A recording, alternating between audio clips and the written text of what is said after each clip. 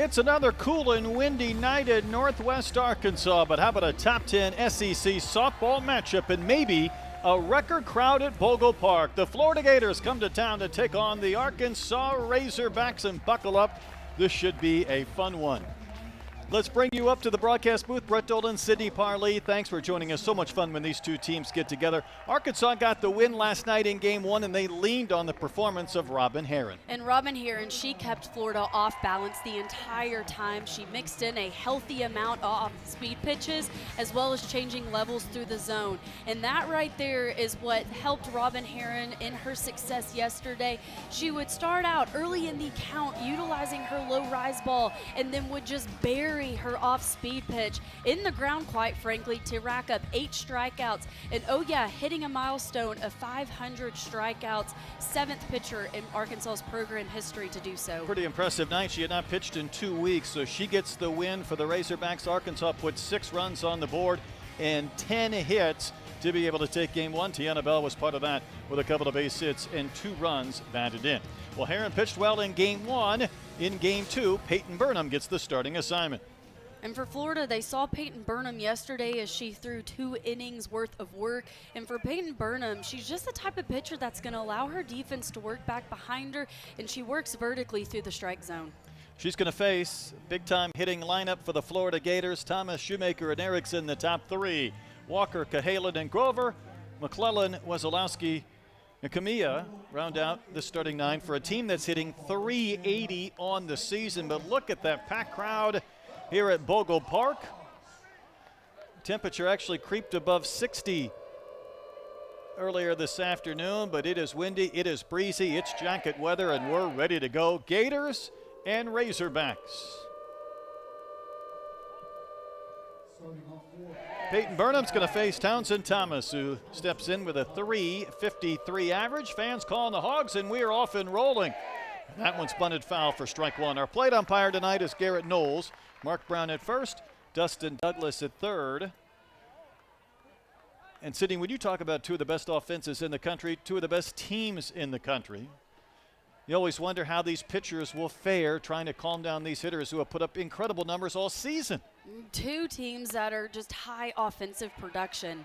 There's Rijo, and she shows off the arm and retires the speedy Thomas to begin our game. Cindy, you mentioned she threw a couple of innings. No walks. I think she did strike out 1, 22 pitches. Do the Gators take anything from that, having seen a little bit of her last night? Yeah, they're going to take information away from what they saw yesterday, and it's going to be critical for Peyton Burnham today that she adjusts as Florida adjusts their offensive plan. And Shoemaker skies one in foul territory down the line that Kennedy makes the catch on. Shoemaker lost her 16-game hitting streak last night. Kennedy said, how about an 0 for 1 to start today, and there's quickly 2 outs. And already seeing an adjustment by this Florida offense, attacking earlier in the count. That's one thing that they did not do yesterday. They really expanded the zone and chased pitches out of the strike zone.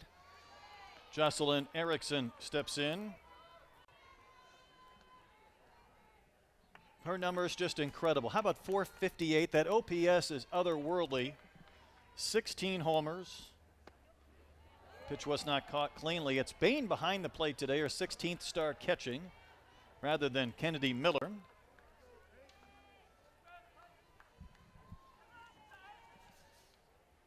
Erickson scored a run yesterday, part of an 0 for 2 night. She's chasing an all-time RBI milestone that Arkansas hopes she gets maybe sometime else other than this weekend. And for Florida, they're hopeful that it may even come in today's game. They would love to see just that. Burnham behind Erickson 3-0. Good pitch for a strike.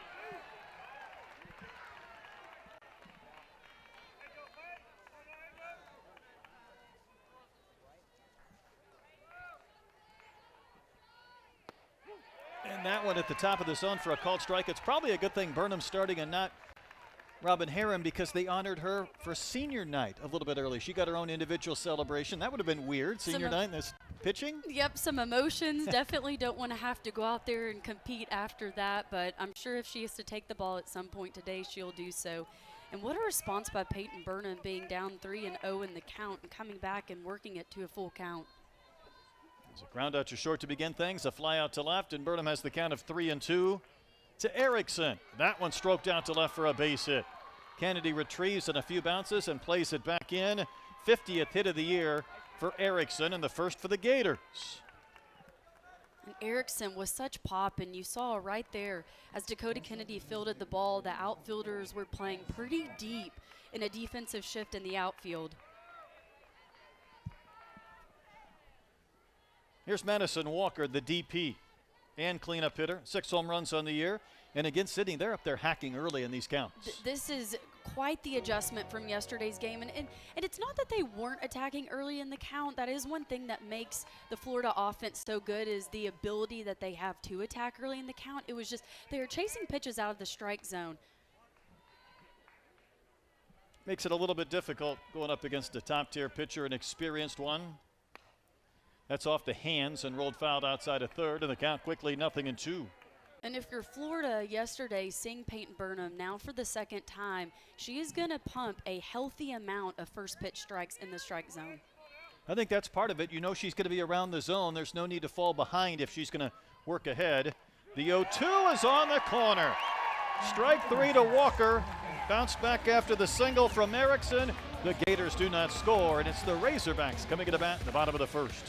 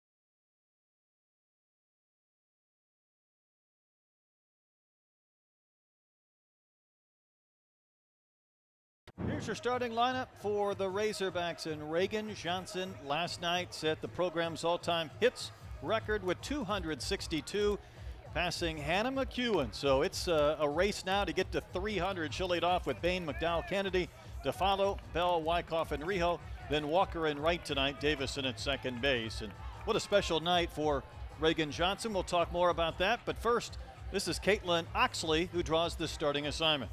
And for Caitlin Oxley, she really heavily relies upon her spin through the zone. She's a crafty pitcher, and for Oxley, confidence is key. And yeah, Brett, for Reagan Johnson, just being the complete table setter for this explosive Arkansas offense for all 4 years of her career.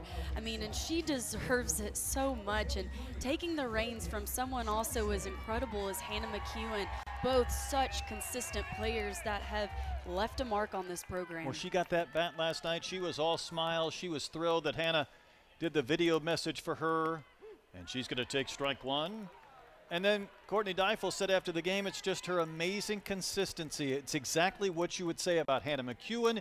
So if then Reagan can pass Hannah with another month to go, it shows you how impressive that record is. We thought we might see it last weekend when UConn was here, but she made us wait, and then she did it on a night we weren't in the booth. Reagan, come on. we were really trying to manifest it. We were trying to talk it into existence. Pitch is up and out. 2-1 the count.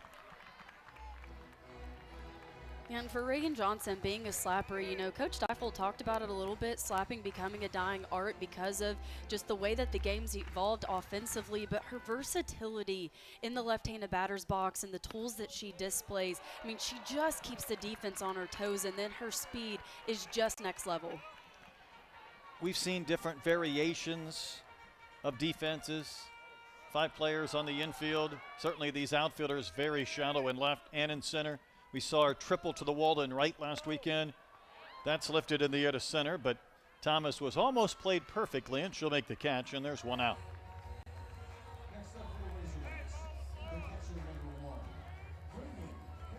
talk about Thomas playing perfectly. One thing that this Florida defense does a lot of is defensive shifts. They really heavily rely upon their scouting reports and their defensive placement. They've gone 8 straight games without making an error. Just talent across the board. Here's a freshman sensation, Brinley Bain, hitting at a 429 clip. And I mentioned the Gators hitting 380, Arkansas at 383. And just like they're in the top 10 in the polls, they're in the top 10 in so many different categories. And I think when you go power against power and excellence against excellence, as Tim Walton said this week, you never know what it's going to come down to, that what might flip a game or a series, but usually it's having better at bats and sometimes being able to adjust from game 1 to 2 and then on to 3. And he talked a lot about that with the Tennessee series that they had last weekend, just the adjustments that they made throughout the progression of the weekend, and that's what led to their success of taking the series against the #1 team at the time, Tennessee. And then Arkansas goes out last night. They feel pretty good about getting 6 runs on 10 hits. 3 different players with 2-hit games. Bain, though, down on the count 1-2, and she'll foul one back and out of play. Hitting for the Sweets. Hit some of the bunting.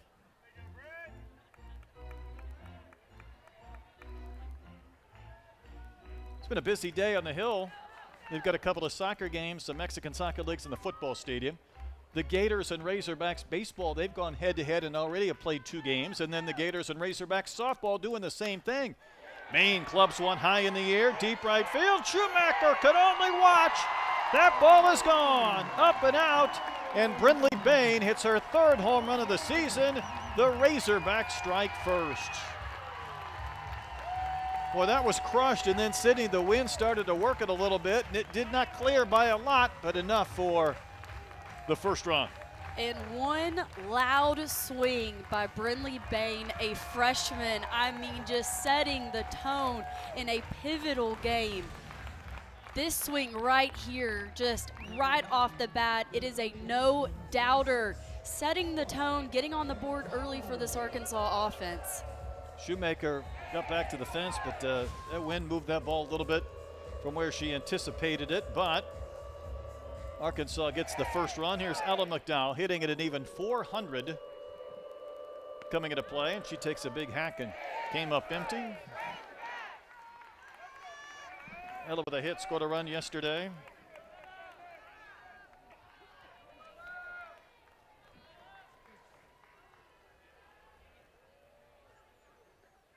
She's got her hitting coach from Houston, Coach Eddie Sessom, here watching last night and tonight, and he also teaches hitting to my daughter. So it's good to see Coach Eddie here. What a small world, Brett. And your daughter, great offensively, as is Ella McDowell. He sure has a lot to be proud of.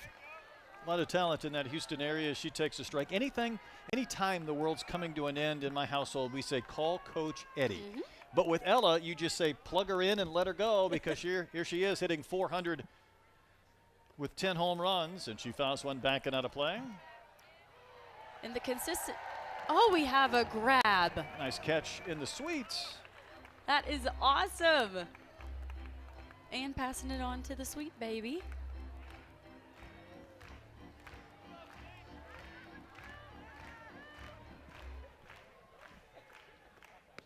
Pitch a little bit further off the corner from Moxley to McDowell. And for Ella McDowell, her swing just so simple. It is a very simple swing, but the consistency that she has through the ball, I mean, she's short to contact, long through extension, doesn't have a lot of holes within her swing. And some juice, too. She rockets one foul.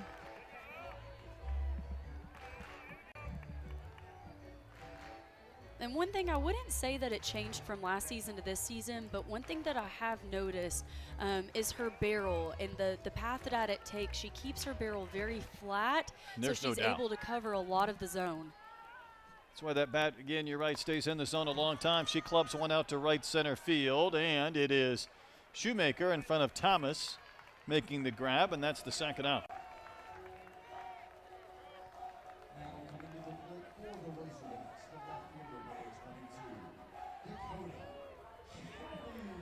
Two gone for Dakota Kennedy.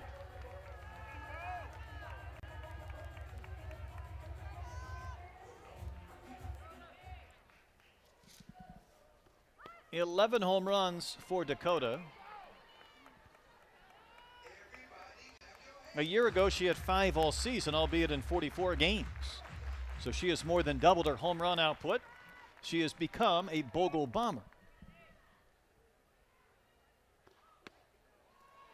And I'll tell you, one thing that I do like to see within her at-bats, and maybe sometimes it sets up the defense, maybe it's something that she's just doing at the beginning of her at-bat, but with the power that she has, a lot of times she'll show bunt that first pitch to pull the corners in. She sure will. 2-0. Got something off speed and takes a strike.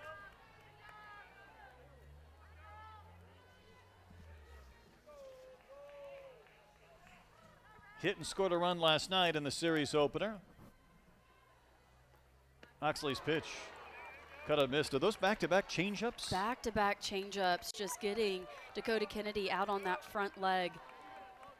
And that's one thing that I feel as though Arkansas is going to see a lot of, is that off-speed pitch that Oxley throws so well. And that's a wave and a miss. Kennedy down on strikes. But Sydney, one big swing from the freshman Brinley Bain. And for Brinley Bain, doing exactly what she needed to, setting the tone early in the game with just one swing, driving it out of the ballpark.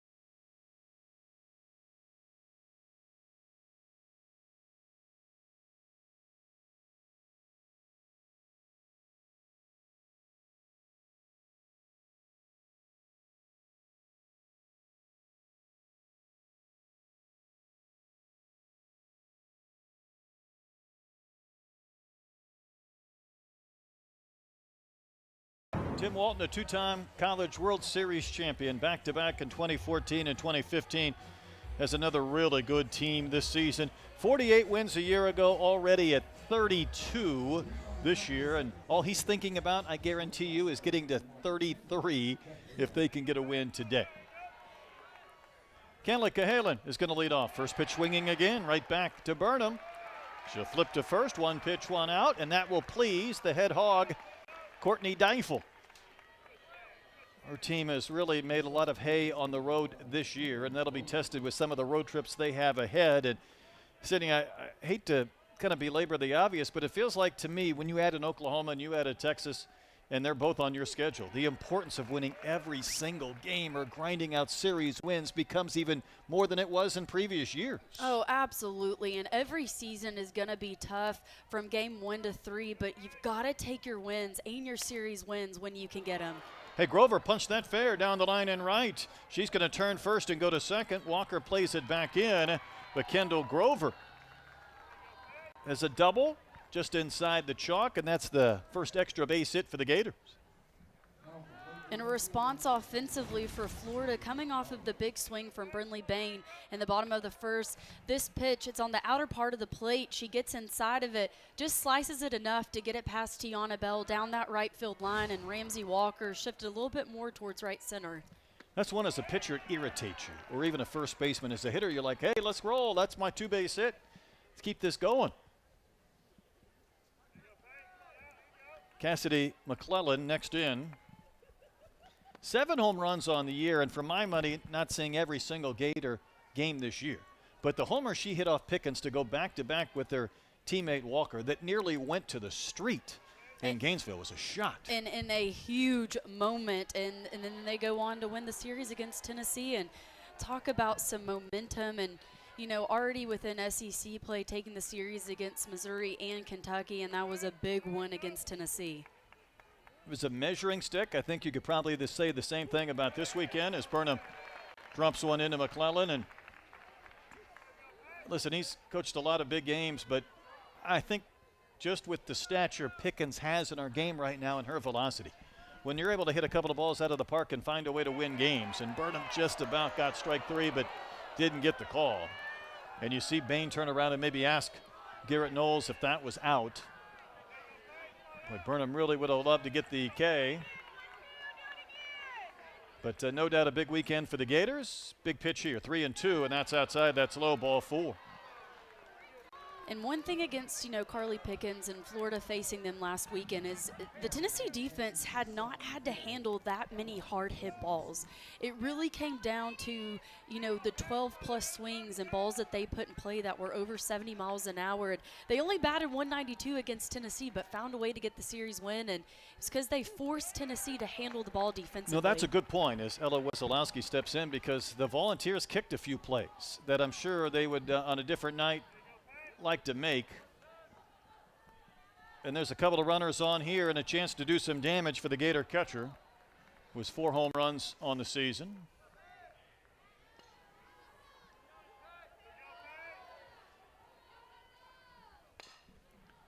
On the ground but fouled outside of third base.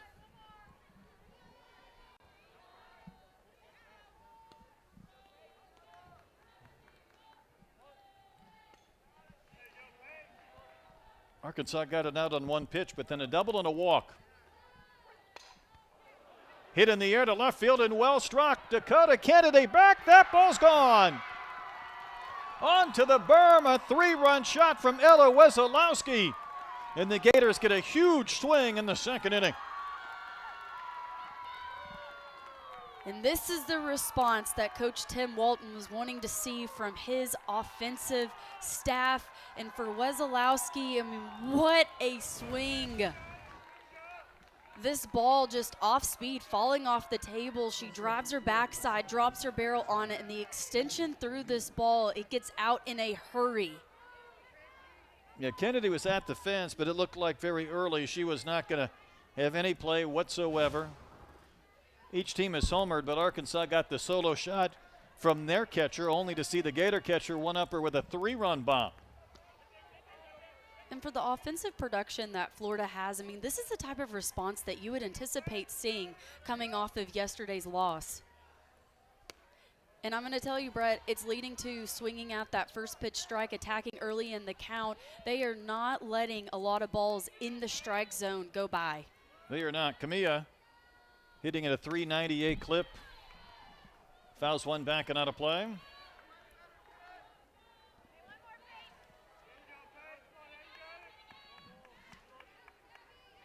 And obviously, again, this is a talented lineup. You're talking about Gabby here, the second baseman, the 9-hole hitter. She has 41 hits on the year. She's hitting 398, and she's batting 9th.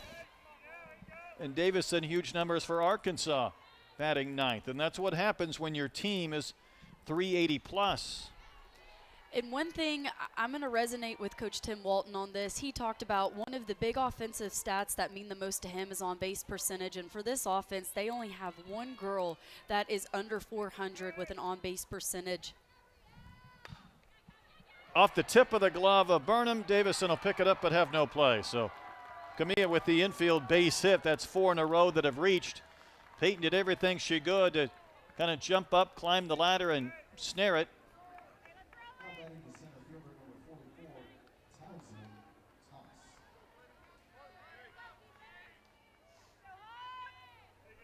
Turns this lineup over for Thomas, who bounced to short to begin things. It's interesting watching Bain because obviously she's checking the watch, so she doesn't have to relay any signs to Burnham. But Burnham is getting the sign she's ready to go almost before Bain is looking up. That's off the corner. Yeah, Peyton Burnham, a pitcher that typically pitches at a faster tempo, but tonight I think that this is one of the first games that I've seen her pitch at this quick of a tempo. I would agree, and then you're getting some quick outs and some balls put in play. I'm wondering, Sydney, when you start to see some base runners, now 4 in a row and potentially 5, whether you slow things down just a bit to go pitch by pitch a little bit more. Yeah, I would say so. You're just not rushing your internal clock and getting that off, just being able to stay a little bit more in the present moment. How about 3-0 off speed, and she wants to know where that pitch missed, and Coach Steifel not happy with that one. I think she's going to say something, but she's not very happy, and she did not like ball 4 to McClellan either. I know the one thing we've talked a lot about this year, Sydney, is that offensive numbers are way up, and whether a run rule at 8 runs is enough or whatnot, but one of the reasons why there's a lot of people that believe offensive numbers are up is that zone keeps getting smaller and smaller and smaller. I would tend to agree with that. I mean, you used to could get pitches kind of, about an inch off the plate or in between the river of the plate and the batter's box. And, I mean, nowadays you've got to throw it right there in that square, not even really getting a lot of pitches that may be at the knees or at the letters. I mean, the strike zone has tightened a lot. But offensively, the hitters, my gosh, the way that they have evolved and the power and strength in numbers. Well, there's no doubt, but, I mean, she was not happy. And, on a 3-0 pitch, sometimes you get that call to send it to 3-1, and Burnham was a little bit frustrated. She wanted to know where did it miss, and when that happens, then you're going to go out and get a visit in the circle. Yeah. And now it's Shoemaker, a dangerous hitter at the plate. Coach Courtney Deifel visibly not happy at those calls. Shoemaker flew out to left back in the first. That's on the corner for a called strike, and this crowd of 4,000 plus with a bit of a Bronx cheer. And with this type of crowd, Brett, we're going to feel every pitch, every swing, every defensive play. It's going to be rowdy tonight. Locked in. Burnham misses upstairs 2-1 against Shoemaker at a 16-game hitting streak snapped yesterday. She came into this weekend hitting .484 in conference play. Ooh. And keep in mind the Gators have played one more conference series than have the Razorbacks. That's poked out to left. Kennedy has to make the catch above her head. A little bit of a bobble, and she'll play it back in. That's a Gold Glove winner in left, but she didn't look incredibly confident at times in that liner. She did a good job staying with it, and we saw right at the last moment she flipped her hips and kept the ball on her glove side, which a lot of times when you have a line drive that is just hit so solid like that, that's the move you got to make. And here's Jocelyn Erickson. And again, 3 runs batted in shy of 200, a big fly here, and she'd do that in one swing. We've already seen one 3-run homer this inning for the Gators and Wesolowski. What incredible numbers for Erickson. And I mean, she had a phenomenal season last season, but Coach Tim Walton talked about what's led to her success this year. Nothing mechanically. It is the ability to shut down her swing at the last second and not swinging at pitches out of the strike zone that's led to the extra base hits, walks, and RBIs. Just shows you a little bit of maturity as a hitter. It gives you a chance then when it's 2-0 to come unglued, and she did with that big rip.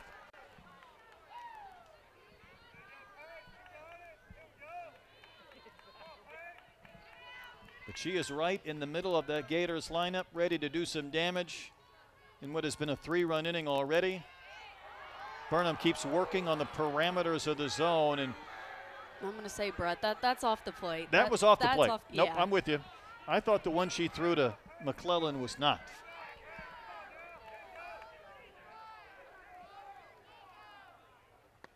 It's one of these games of chicken because when you come over the plate too much and then you give up a big swing, then the frustration level boils at a higher degree. You're right, and that does lead to frustration, especially when you start to feel like you have to be perfect with your pitches. Well, she gets the wave and a miss. Erickson will K, but how about a big swing from the other catcher in this game, Wesolowski, with a 3-run bomb. And for Wesolowski, I mean, putting the Gators back on top, such an offensive response with one huge swing of the bat.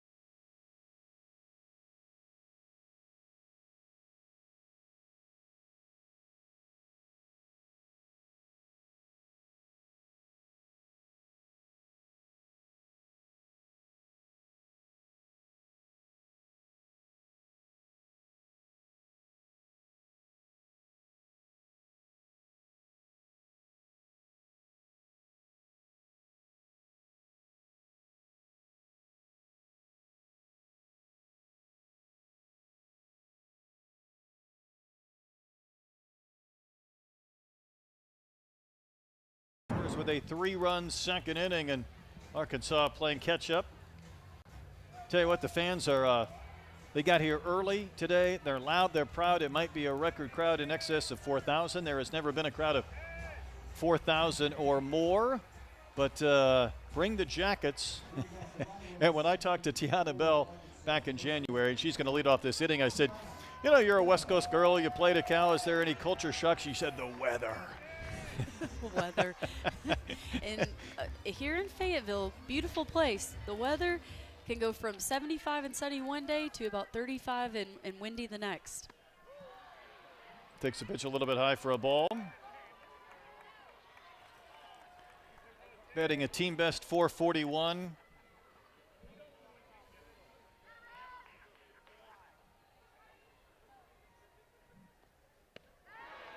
Boy, that off-speed pitch from Caitlin Oxley is incredible. Incredibly deceptive, and just the velo difference between her fastball to her off-speed pitch, it's really hard to pick up out of the hand. You could just tell by the swing there from Bell. She was loaded up to do some damage. Chops one to short. Picked nicely by Cahalan.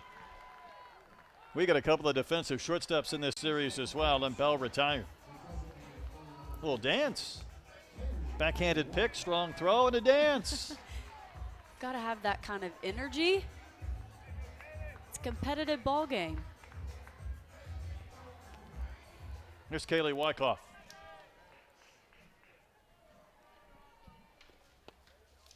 Takes one a little bit outside. It felt like last night one of the key plays in the game was when Wyckoff thought she was out. There was an illegal pitch, and then she got another chance and picked up a sac fly.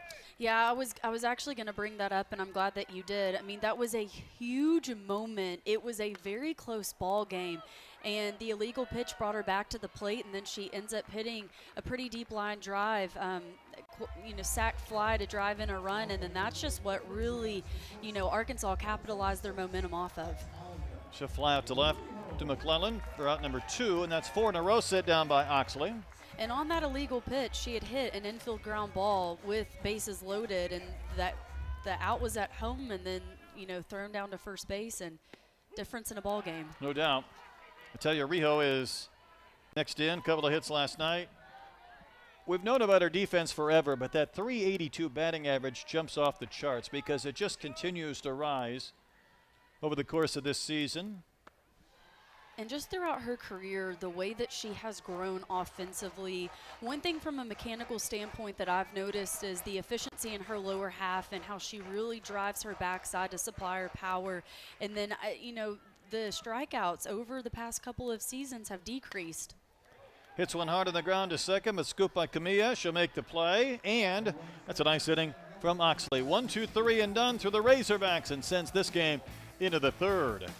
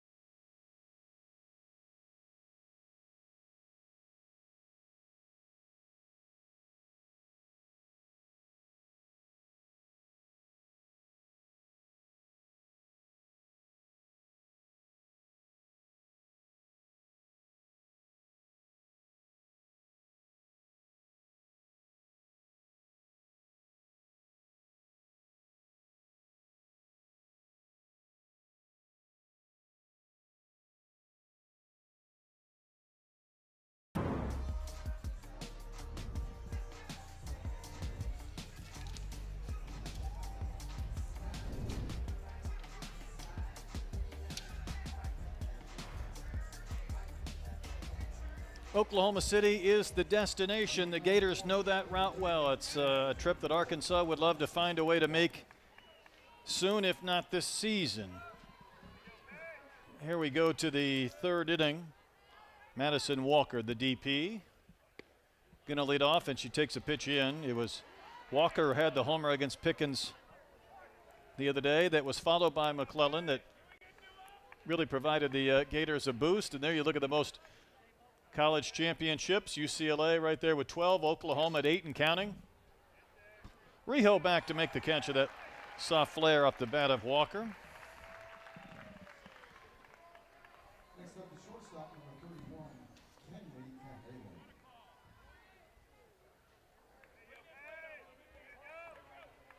Oklahoma last night, speaking of the Sooners, they had to go to 8 innings to defeat LSU 3-2, so that was quite a battle.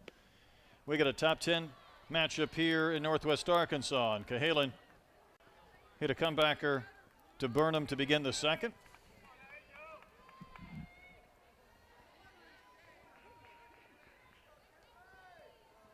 '50th pitch for Burnham. She does clip the corner and get a strike.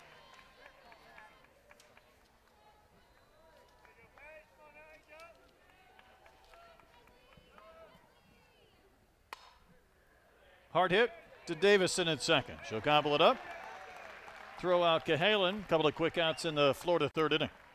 And man, Brett, these innings have already gone by so quickly, and both teams' offenses are just attacking early in the count, not really getting too deep into the counts. Yeah, I tell you what, when you're Peyton and you're picking up a couple of quick outs, you don't mind them at all. Here's Grover. She doubled down the right field line in the second on the ground inside the chalk. She would score in that home run from Wesolowski.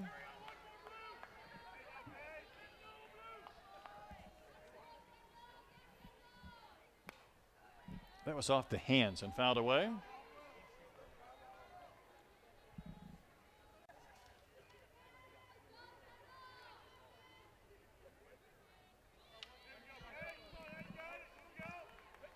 Nothing in 2, the count. Grover tags one to left. This ball's going to fly to the berm, and that's a shot. A solo homer from Kendall Grover. That ball got out of here in a hurry. It's 4-1 Gators.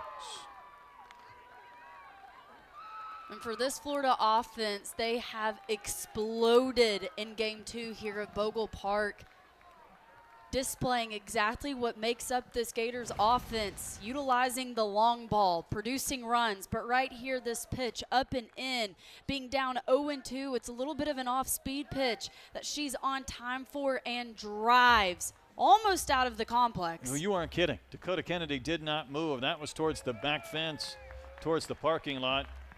And that's going to necessitate a pitching change. And Peyton Burnham is going to exit. We'll step aside.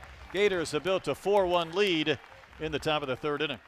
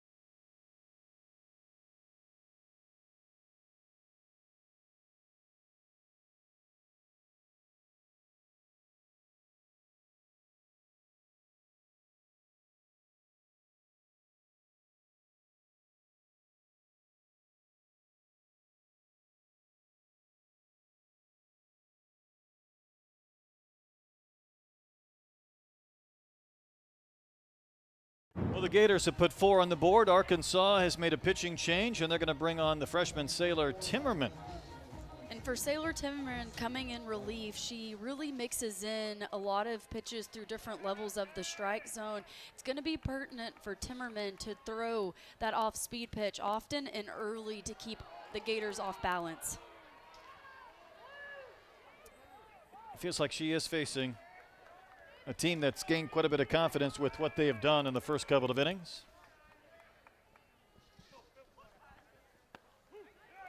I don't know if Timmerman hit her spot, but she gets a strike.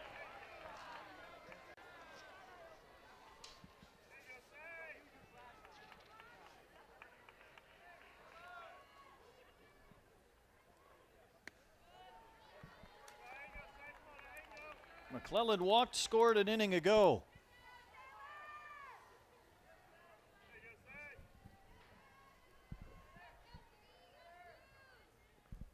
It's unique with this Arkansas pitching staff because, as we know, we've said it a few times, returned 99.7% of its innings from last season, but that doesn't mean you can't add a newcomer into that mix or two, and that's where Timmerman has stepped up. And for Sailor Timmerman, she has been utilized quite a bit stepping in. She's mainly come in relief, hasn't had a lot of starting appearances.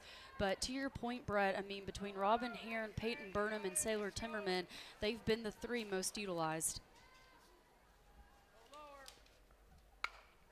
That is roped. It was left up and elevated and poked to right. Walker's going to play it back in. That's a pretty strong throw, but it's offline. And McClellan has a double. You go back to the home run that Groves hit. It was 79 miles an hour off the bat. Felt like that one was tagged pretty good as well. And the Gators swinging some big-time bats this evening. Yeah, I'm going to be excited to see what that exit velo was. And again, I know I've talked about the Tennessee series last weekend, but that's one thing that Tim Walton talked about that led to their offensive success. Even batting 192 was just the loud hits and how hard they hit the ball offensively. 74 miles an hour, so they are tagging some balls. And Wesolowski, she did her part with a 3-run homer just last inning, so she has a chance for another big swing against a different pitcher. And Sydney, I know you're talking about two pitching staffs facing these hitting teams that have put up big numbers, and obviously whether it's DJ Gasso in Arkansas or the Gators, they love to coach up these hitters and put forth those numbers you mentioned. But there is just this incredible ability for this many hitters to barrel up balls to the level these two teams do. Oh, absolutely, and it just shows the level that these two teams are on, and especially within the SEC. Offensively, I mean, it was a little bit uncharacteristic of Florida last night, but these are two offenses that don't expand the zone. They force the pitcher to bring the ball into the zone. That's one thing that Coach Tim Walton talked about us going into the weekend, is just forcing Arkansas's pitching staff to bring the ball into the strike zone, and that's where Florida does their most damage. It's almost like these teams believe if you come over the plate, we will get you. You're going to have to trick us, or we're going to have to miss the pitch for you to get over on us. No, absolutely. And in a tight game like this where you know it's going to be competitive, you're just looking for that one mistake. Timmerman, bit of a drop ball there to get the K. She's fired up. But another run for the Gators. They've hit a couple of bombs today. Kendall Grover, what a clothesline to left. This thing nearly went to the parking lot. And Florida up 4-1.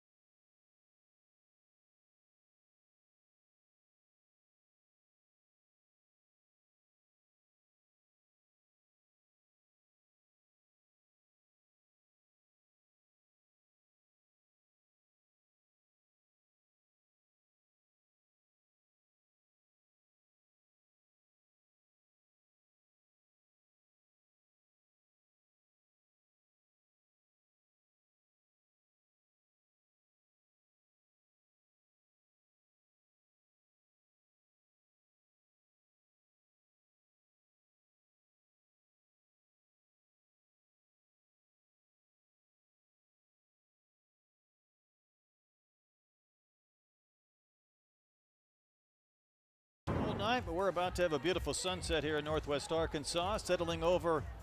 Huge crowd here at Bogle Park.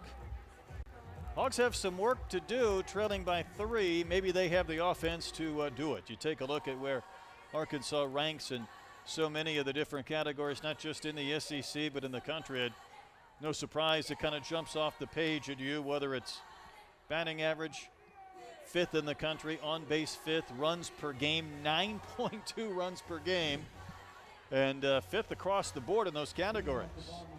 Just the offensive production and the power that this team has 1 through 9. And one thing that Coach Courtney Deiffel talked about going into the weekend, and I'm going to say that this is a testament to both teams, is that offensively 1 through 9, they are so stacked that not one person feels like they have the weight of having to get the job done.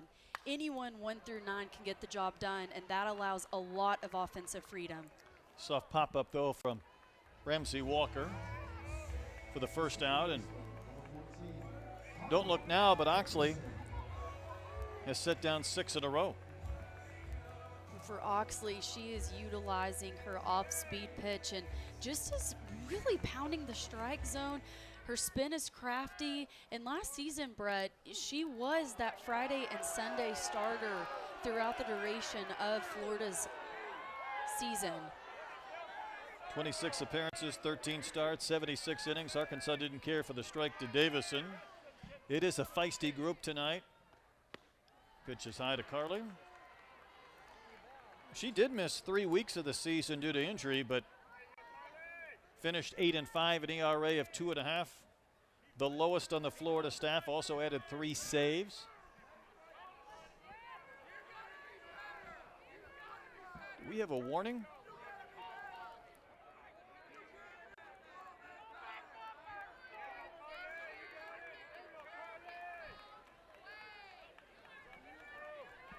Garrett Knowles must feel like there's about 2,000 people on his shoulders behind him today. It's getting a little heated.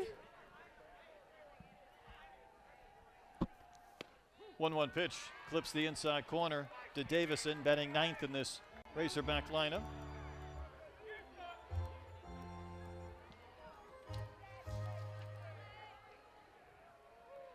Carly 1 for 2 with a run scored a night ago, and Arkansas's 6-2 win. But it's the Gators, even though they fell behind early 1-0, that have put 4 on the board with 2 big swings.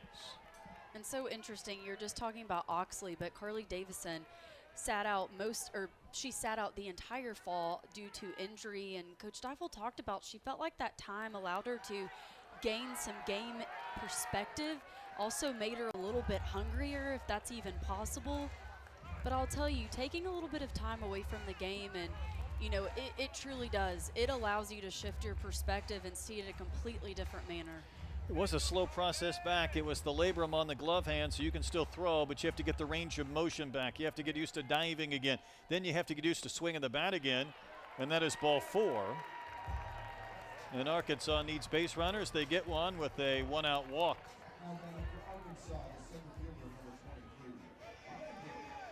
It's the first time since the home run from Bain the Razorbacks got a base runner against Caitlin Oxley.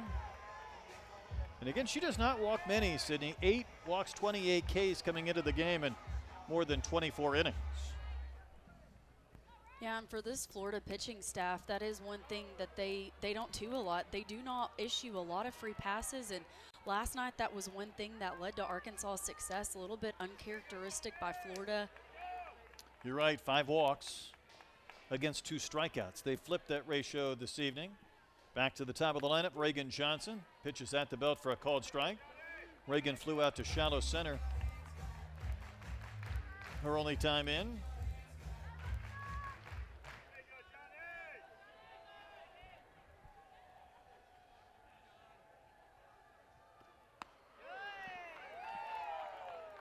Well, Arkansas would not mind getting Johnson on base with Davison for then Bain and McDowell and maybe Kennedy.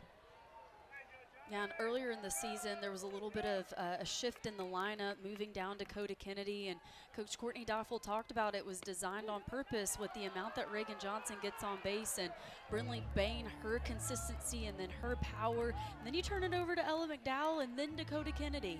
Yeah, it's kind of a good problem to have, but everything is done with numbers and analytics in this program. The 2-2 is off the glove of the third baseman Grover. They're still going to get the force at second. Cahalan was in the right place at the right time to take the carom.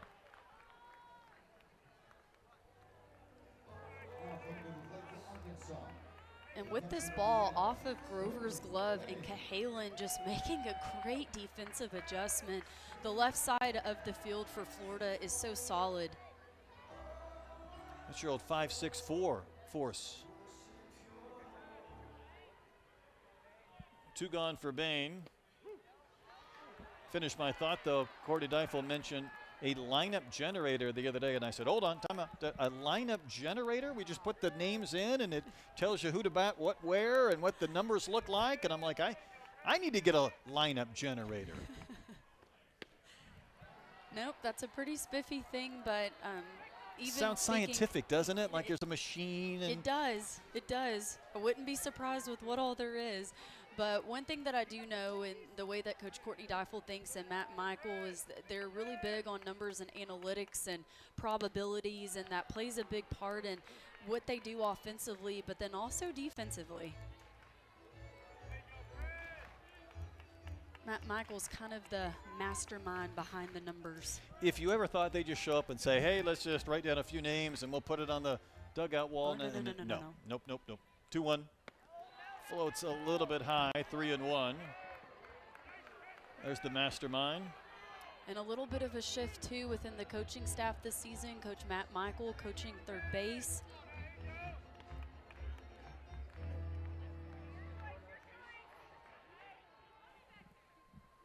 (3-1) upstairs, ball 4, and Brinley Bain walks, and Arkansas will bring the tying run of the plate in the presence of Ella McDowell. And just another thing that makes Brinley Bain so good is her ability as a freshman facing the best in the country. The ability that she has seeing ball to strike. How impressive is that? Does not expand the zone. And you know, as a freshman, a lot of times it's easy to get into a game like this and expand the zone because maybe there's nerves or maybe you're a little bit hyped up internally. She is so composed at the plate. One thing Courtney Deifel mentioned, and I was intrigued by this as well during this visit in the circle for the Gators, is that she's in the dugout watching and learning. How many times do you see somebody on deck and they're swinging and they're doing their thing, but they're not focusing on a pitch sequence or which pitches are working and which aren't? You get the feeling like she's not only doing that when she's in the batter's box, but she's thinking about it before she gets into the box. Not often. I mean, she soaks up everything Coach Courtney Deifel talked about, to your point, being a student of the game. And just to add to it, Coach Deifel talked about there's not been a harder worker than Brinley Bain come through the program, and that's saying a lot. McDowell will club one out to right center field. Thomas on the move will get there to make the catch. Well struck, but the inning ends, and Arkansas strands a couple of base runners through 3. The Gators up by 3.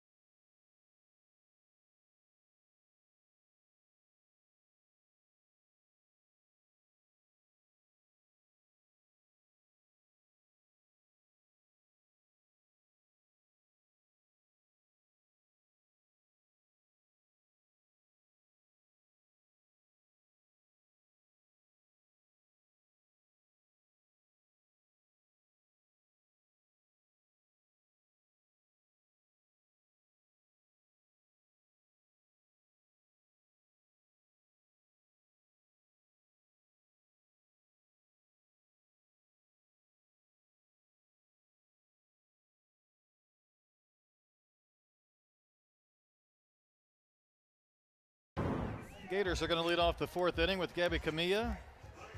Same number of games, almost the exact same. A year ago, 20 hits, 41. And Sydney, it feels like a lot of players in this game, we're talking about their progression from year 1 to year 2. It just keep getting better.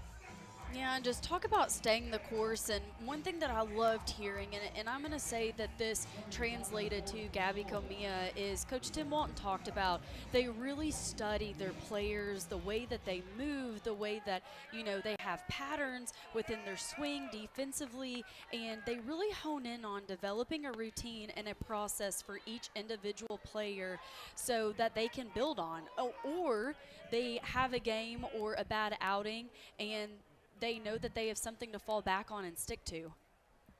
Looks like. Well, I like all of that. Was there an illegal pitch called?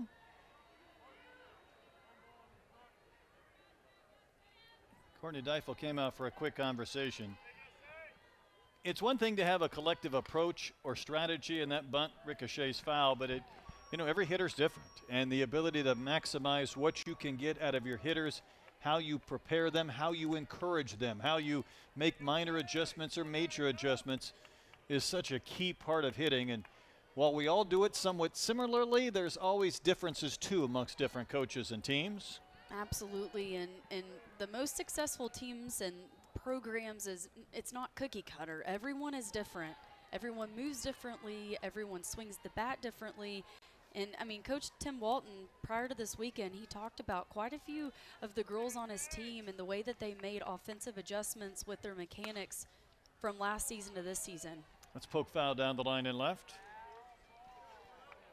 Kennedy has been busy. I would say between the game yesterday and the game today that there have been a lot of balls hit to the left side of the field.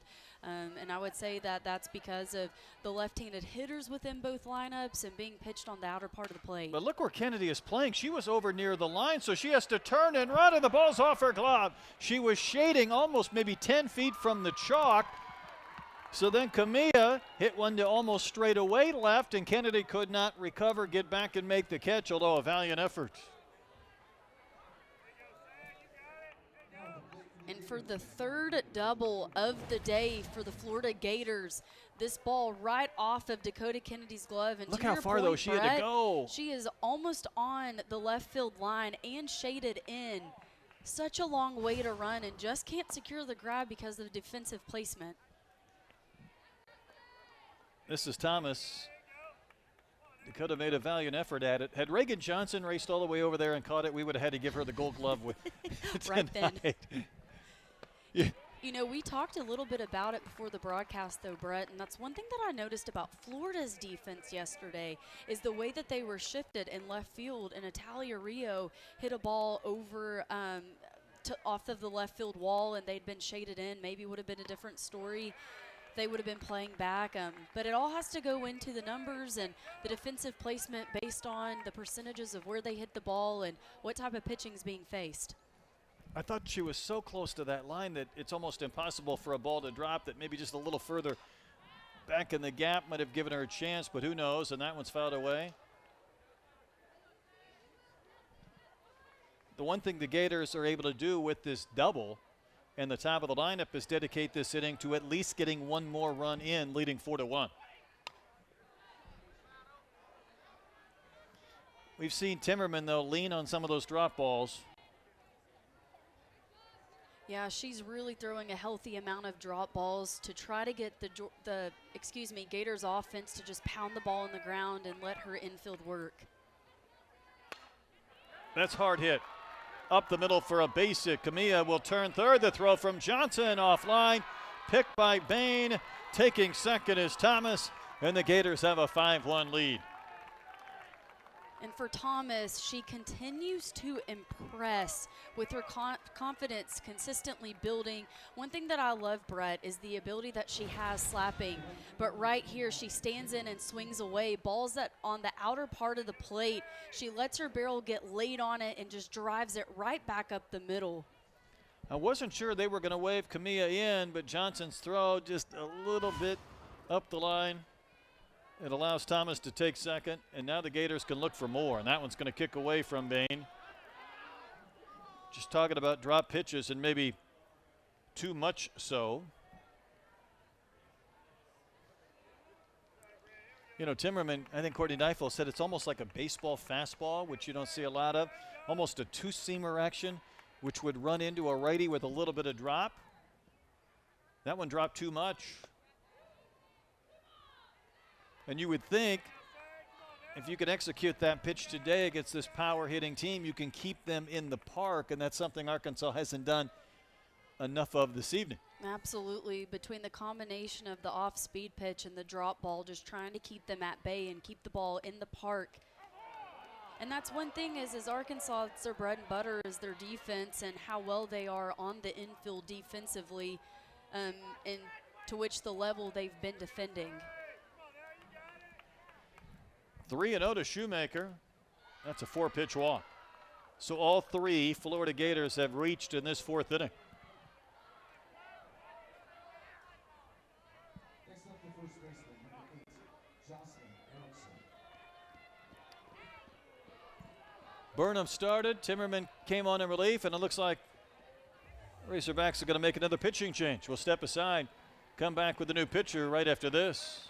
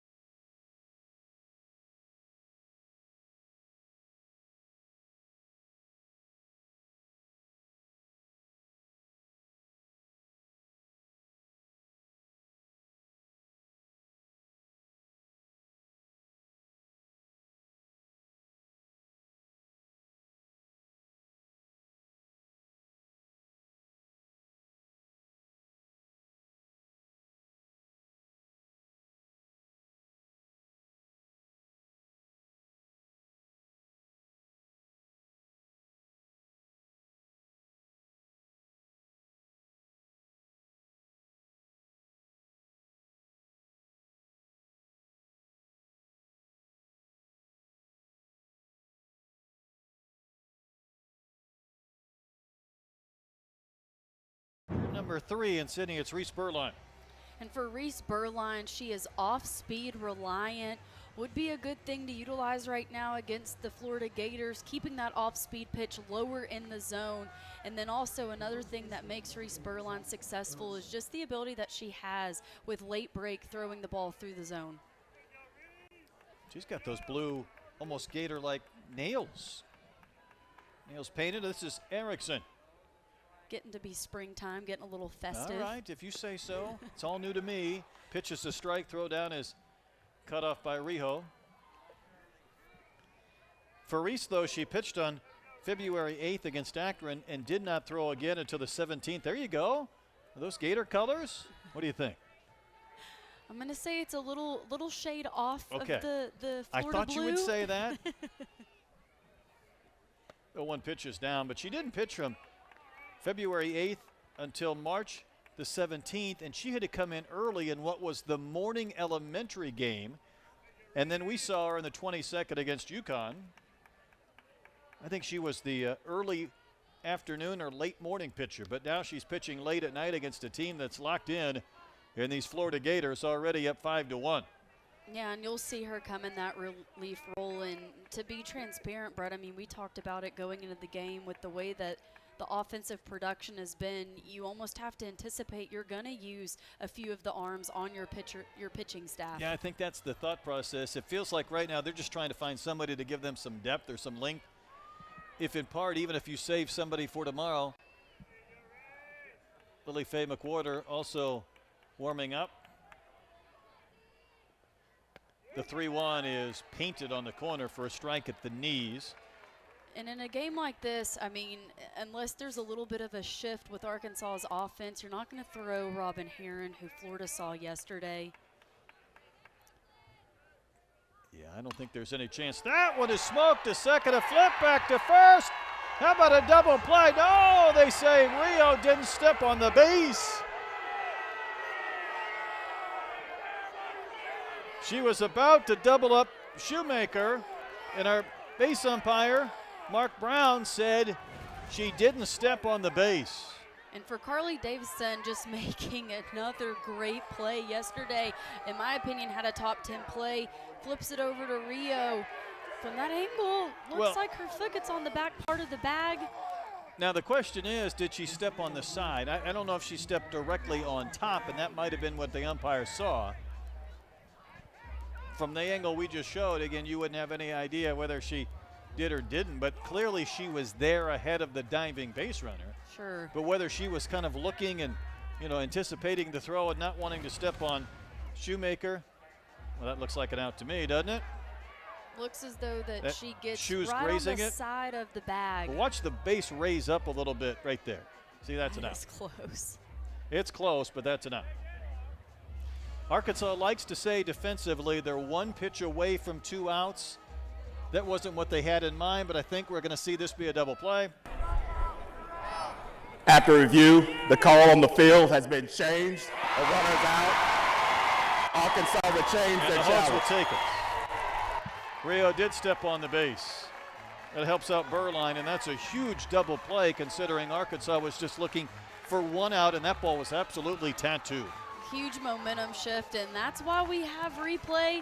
And for Carly Davidson yesterday in the game, I mean, she made a heck of a play, and then making another one today. How about the technology to have that view, too?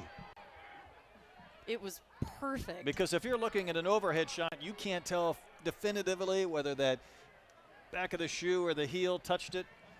Carly played that liner. We have seen some balls absolutely ripped today by these teams. And this is Madison Walker. Takes one down from Berline. And even with the outs, just a lot of loud outs. Whew.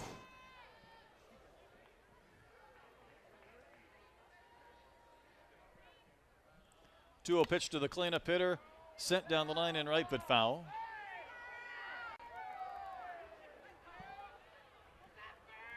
Arkansas scored first on the Bain homer in the first, but 5 unanswered by the Gators. And there's Thomas standing at third base, and that's where Reese Berline would like to leave her.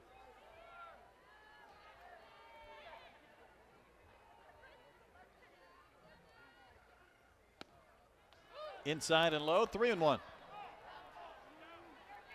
And we saw Sailor Timmerman really attack low in the zone, but for Reese Berline, she has not thrown many pitches above the belt.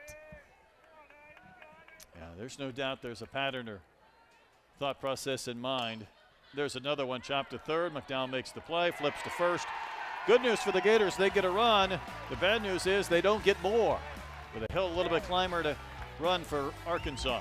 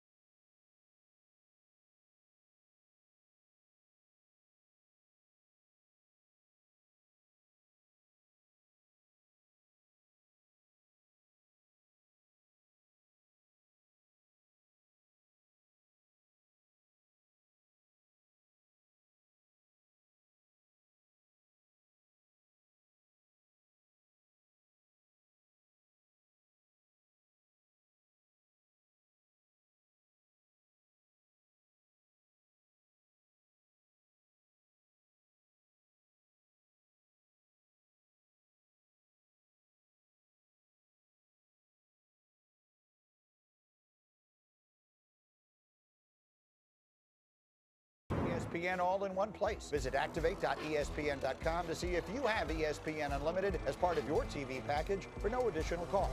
It's all of ESPN all in one place. Sign up or activate now. Bogle Park has been jumping tonight, but the visitors from Florida have enjoyed it much more. A 5-1 Gator advantage. Hawks will send up Kennedy, Bell, and Wyckoff.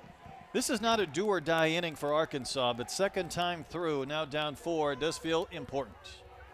Very important, and between tonight and tomorrow, it is going to be an absolute fight until the very end. Kennedy struck out back in the first, facing Caitlin Oxley, who worked around a couple of walks last inning. The Hogs stranded 2. So the Razorbacks have a run, but the only hit they have was the home run from Brinley Bain. And Oxley has been in command. You see the yellow sunflowers and ribbons in her hair. This is Sunflower Saturday, Sydney, for the Gators. It is something they do on a regular basis for a tremendous cause. Yes, and since 2009, assistant coach Anaya, who is now in her 3rd year, she adopted Heather Braswell and adopted her within the collaboration of Friends of Jacqueline. And she was a part of the Gators team for quite a few years in which they honored her. She unfortunately passed away fall of 2013, right before that 2014 national title that the Gators won. Dakota Kennedy starts the inning with a single back up the middle for a base hit. And to continue, they still have a locker in their locker room in place in honor of Heather Braswell, but they currently have adopted Hartley, and with the yellow sunflowers and the yellow jerseys that they wear every Saturday, it is an honor and to spread awareness for pediatric cancer, and they'll wear them every Saturday throughout the course of the season. The sunflowers stay, and then in postseason you'll see them wear the yellow jerseys every game. And just like that recognition the Gators provide on Sunflower Saturdays as Bell steps in. We watched them come out pre-game, and they had the yellow jerseys on and obviously changed to the white, but you do see Oxley with the sunflowers, the ribbons in the back of her hair. That's sharply hit, picked by Cahalan, and it's the Gators' turn to get 2. Was that lightning quick? Cahalan to Camilla to Erickson. Ooh, Brett, talk about some defensive action for Cahalan. This ball is blistered by Tiana Bell. Perfectly gets her body to the side, keeps her glove down, receives it on the short hop, and just the quick turn by Camilla over to Erickson. I mean, cannot get more solid than that. Well, that was something else, and Kennedy didn't slide. It was almost the case where she could have been interfering with that throw. I think it got to Camilla quickly. Right, and one thing for all the girls out there that were just watching that, you did not see Cahalan with her glove off of the ground. She kept her glove on the ground until it took that hop. She didn't go from high to low. She started low and adjusted That's high. right. And just such a solid defensive play. Because as hard as that ball was hit, you could not go high to low and come up with that one if it skimmed or stayed down. All right. Boy, she's made a couple of picks, though, tonight, hasn't she, at short? She absolutely have, and that's one thing is Florida, I mean, you want to talk about the offense, it's the defense on the other side of the diamond that they get the job done. Going into the weekend, they had not committed an error in 7 straight games and 51 straight innings. Yeah, they're rolling now. Wyckoff takes a strike. You saw Cahalan blowing on her hands after that play. The temperatures have dropped down to 55. The feels like it's 52. This is not Florida-like tonight in Northwest Arkansas.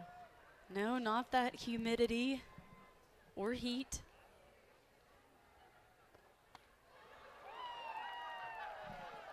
Looks like our plate umpire is okay. He might have had his mask grazed by Wesolowski as she was jumping up to make the catch. He might have been a split second away from wearing one. I'm not sure. 2-2. Next pitch.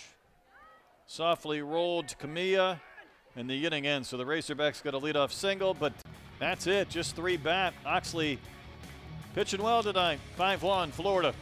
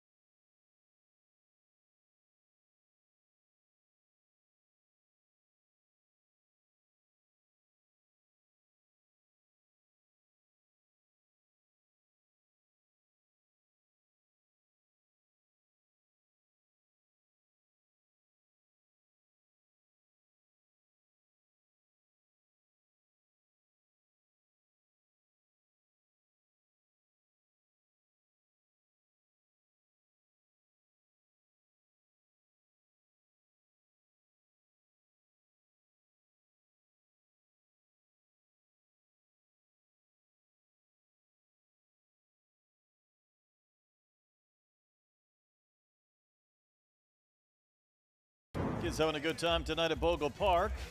Hat giveaway as well. Those kids sporting the new lids. The Razorbacks trailing the hard-hitting Florida Gators 5-1. So the Hogs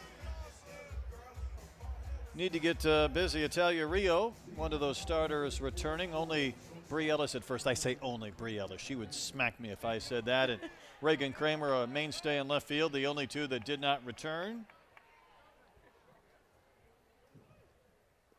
This is Cahalan. We've seen her at shortstop today, and she takes a strike, but we've watched Riho and others just keep getting better. That's what she's done the last 5 games. We know what she always does defensively. A couple of really good shortstops tonight, and that one is roped again to the gap in right center field. Cahalan has her first hit in 3 at bat. Acosta into second base with a double, and the Gators are hitting some clotheslines tonight. Rockets. And that they are, Brett. And the 4th double of the night, going to the weekend, leading the nation in doubles. I mean, they are just squaring balls up. It feels like doubles are home runs that don't get enough elevation, or balls that don't get enough backspin or launch angle to get them out, but hit extremely hard. That is one thing about Florida's offense, and I can say just with watching them, playing against them in college, is they've always been a team where there's no lifting, there's no launching. They're gonna be short and quick through the zone. They're looking to hit a line drive, and if they get the home run, great. And that's what Grover did last time in. She has a double and a homer, but the homer was 79 miles an hour, almost to the back fence in left center.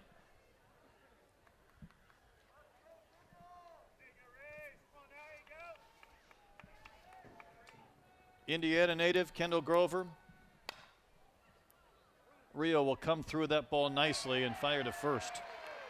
To retire the Eastern Illinois transfer, Kendall Grover, for the first time tonight, and Cahalan could not advance. And for Rio, we spotlighted her going into the inning, but one thing that makes her so great out of the many things at short is just the range that she has. Her And range, her arm. Her arm, you will hardly see her weight back on a ball. I mean, you just saw it on that play. She comes and gets it. She's very aggressive, but also very fluid and smooth with her actions.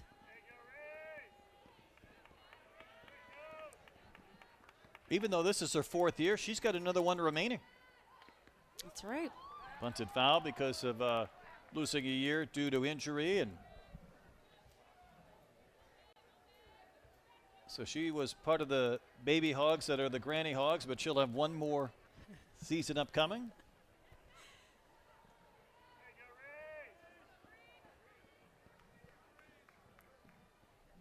One and one to McClellan. She doubled her last time in. That is absolutely ripped to center. Reagan Johnson Mack looks up, another homer for Florida. McClellan makes it 3 tonight. And the Gators putting it to the Razorbacks. If it's not a double for this Florida offense, it's a home run. And for Florida, it's been the bottom of the lineup, too, that here recently has had a lot of production. And this swing by McClellan, she gets to it and gets through it. Reagan got back there like she was ready to jump, but it carried over the fence behind the rocks and into the people. Wesolowski homered, and you're right. You're talking about a homer from the 6, 7, and 8 spots in their lineup. And it's not just been tonight. I mean, the Tennessee series, for prime example, is the bottom of the lineup that stepped up in those critical moments. So Florida's baseball team took down Arkansas 7-4 today. Their softball team's leading 7-1.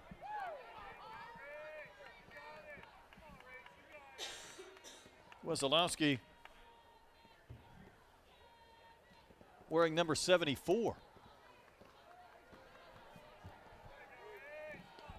And I'll tell you, that pitch that Berline just threw to McClellan, I mean, it was a low pitch. It was a drop ball. And just the way that they drive their backside to get down to it and get their barrel right to that contact point, it's impressive.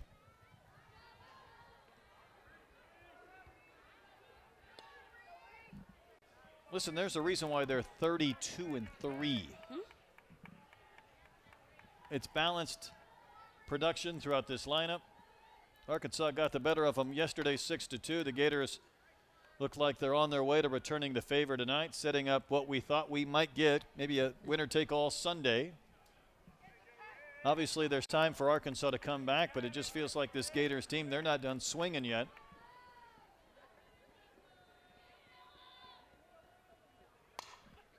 It's ground ball to short. Again, Rio, a little bit of a stumble. She makes the play. She's got the arm to host just about anybody at first, so she's recorded a couple of assists this inning. 2 gone. Camilla. And for a Florida team like this with just such professional hitters in the lineup and the way that they play the game, before the broadcast, Brett, I sat before they went in to take their BP, and they sat in the dugout for quite a while in a circle getting a conversation from the coaching staff, and would have been good to have known what that messaging was, but I'm sure it was about making adjustments, and that they've done tonight. It's been an exit velocity buffet for the Gators. 7 runs on 10 hits.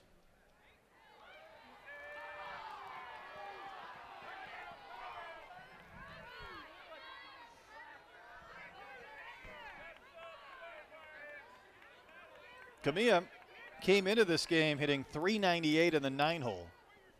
And she's gone single and double. Another hard ground ball to short, another rope to first, inning over. Rio was busy, but the Gators tack on 2 more runs. City of the long ball from Cassidy McClellan. And another home run produced by the bottom of the Florida Gators offense. No doubter off of the bat by McClellan. Reagan Johnson had no room.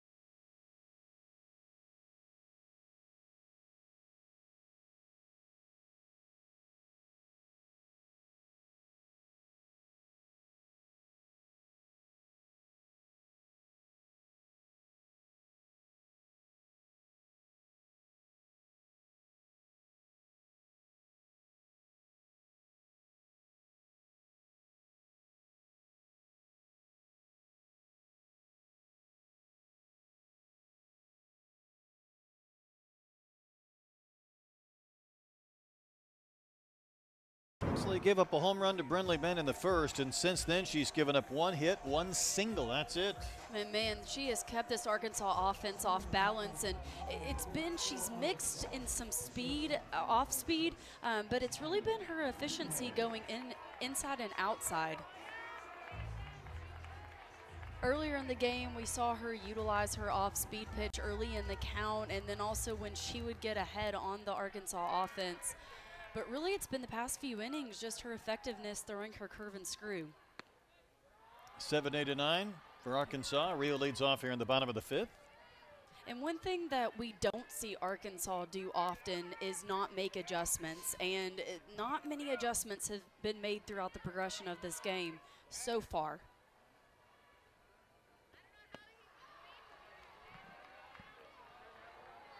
Hawks got a couple of walks in the 3rd. Did not get a hit, didn't score. Leadoff base hit in the 4th, but only 3 came to the plate.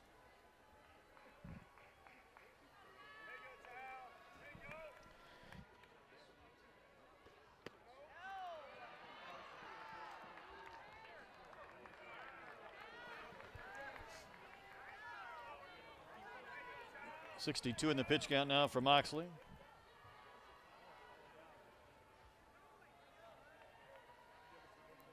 Rio trying to take her walk. Instead, she'll look at a strike over the inside corner. That ball from Wesolowski thrown back to the circle, hit the bat, and ended up at third. Grover was ready to make the play. You know, one thing that I have noticed about Arkansas's offense is the hitters, they have been standing in the far back of the box. Back foot almost on the back line, toes on the chalk line, up against the plate. And I think that's due to how good Oxley's off-speed pitch is, but then also the late break that she has. She will walk Natalia Rio. Brings up Ramsey Walker. Those are some earrings that Caitlin Oxley's wearing tonight, too. Those All aren't the about little the ones. accessories. Oh, boy. I mean, that's some bling. In addition to the sunflowers on Sunflower Saturday. Misses down and in to Ramsey Walker. Hit a soft pop up to second. Her only time in. 5 pitches in a row now. We're seeing Oxley just lose it just a smidge.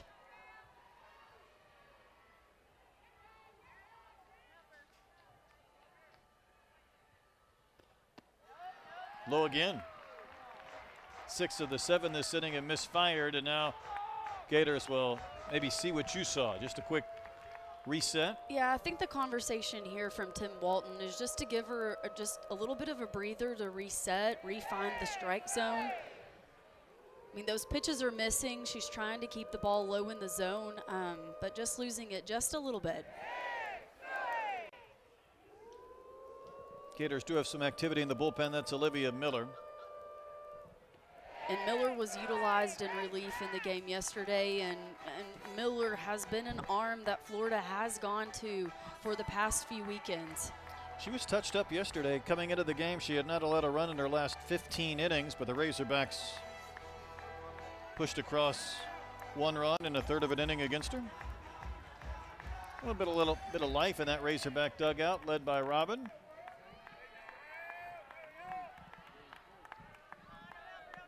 Walker with a count of 2-0 is going to take one a little bit high, 3-0.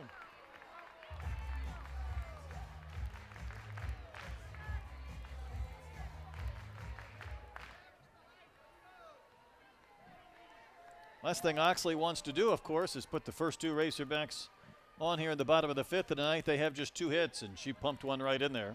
And that's what gave Arkansas offense their life yesterday, was the free passes issued.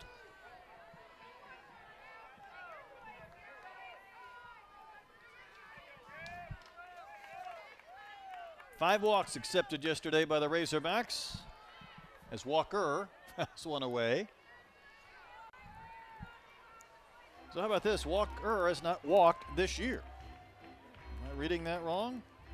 No, I don't think you're reading it 0 wrong. walks. Considering she stepped in a lot of, pinch hit situations. She started just a few games. Not going to walk here either. Sky to left, that's up there a long time. McClellan makes the catch in fair territory, 1 out. That's a big first out. When it was 3-0, it looked like Arkansas was going to put a couple of runners on for the top of the lineup, or Carly Davis in first, and Carly walked back in the 3rd inning. Yeah, and for Oxley, that was a great response coming off of about 5 or 6 pitches that she lost out of the strike zone and just regrouping and settling back in.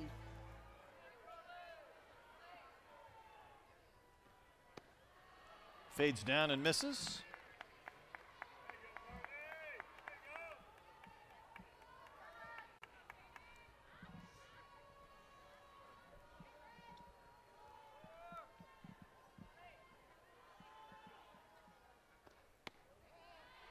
And again, she falls behind her 3rd straight Razorback. And that's one thing that she has not done this game, and what has made her so successful is the ability that she's had to get ahead on the Arkansas hitters. You know, whether it's the 19-run rules Arkansas has had this year, they've overwhelmed their opponents. That's ball 3. Cindy, they came in having outscored their opponents, have the Razorbacks, 305 to 80. Wow. So they have not been in these 7-1 deficits very often. No, not at all.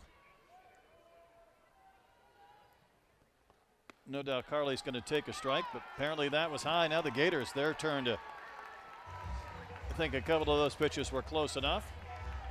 And Arkansas is going to bring up Reagan Johnson, who's 0 for 2 a night after she got to the career hits record. 262, she passed Hannah McEwen, and Hannah's here tonight. There she is with her husband Myra, the former Razorback football player. So.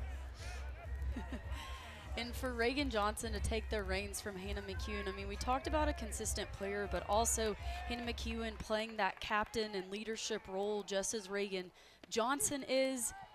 Just all around a great person. No, that's a good point too. And you know, the one thing Courtney mentioned about Hannah is that she was part of the foundation of this program, and now Reagan, here she is in her senior year. Again, that same goal, trying to get to Oklahoma City, and sometimes you get there by playing games like this in the course of this SEC season.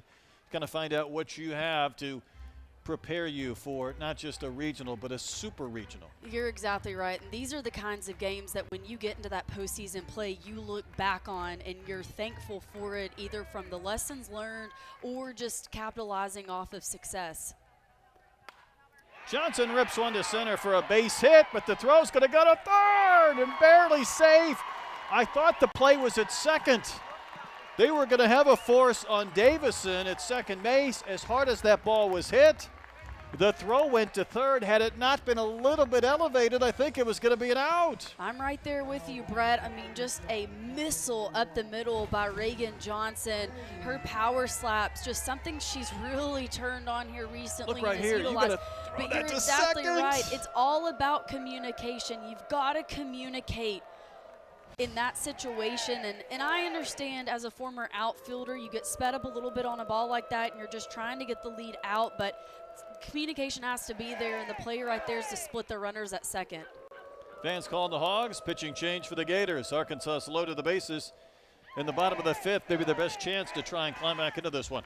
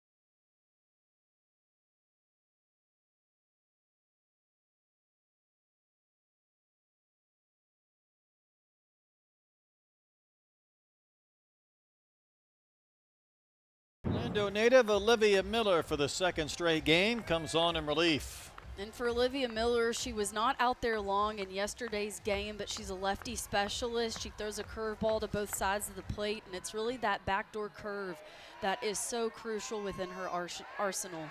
She inherits a bases-loaded mess in Brinley Bain, who's provided Arkansas its lone run with a homer in the first bats. Yeah, and for Tim Walton, I mean, bases loaded, you've got to make a pitching change there, but even more in a situation with a left on left. Bain sees the count go to 2-0. Feeling like there's some life in this Arkansas offense. There's some hope. Hope is not a plan, but there is some hope.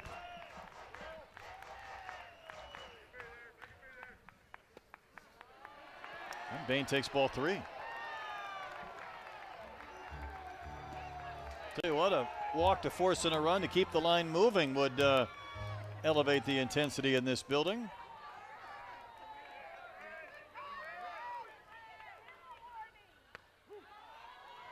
Right in there for strike one.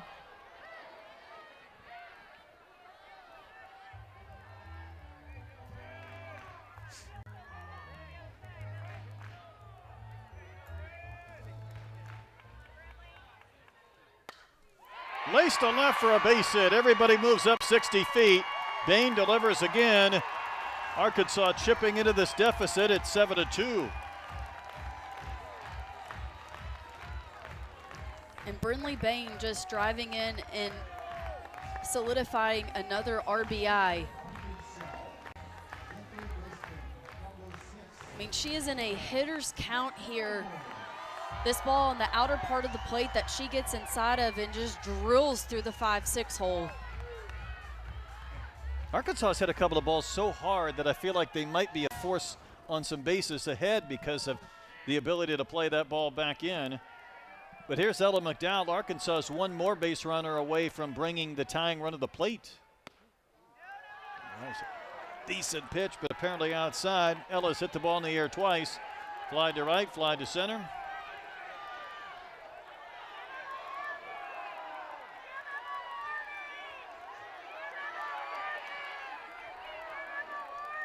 This is when you can't help but kind of feel the weight of 4,000 people here tonight. A lot of them seemingly wearing beer hats.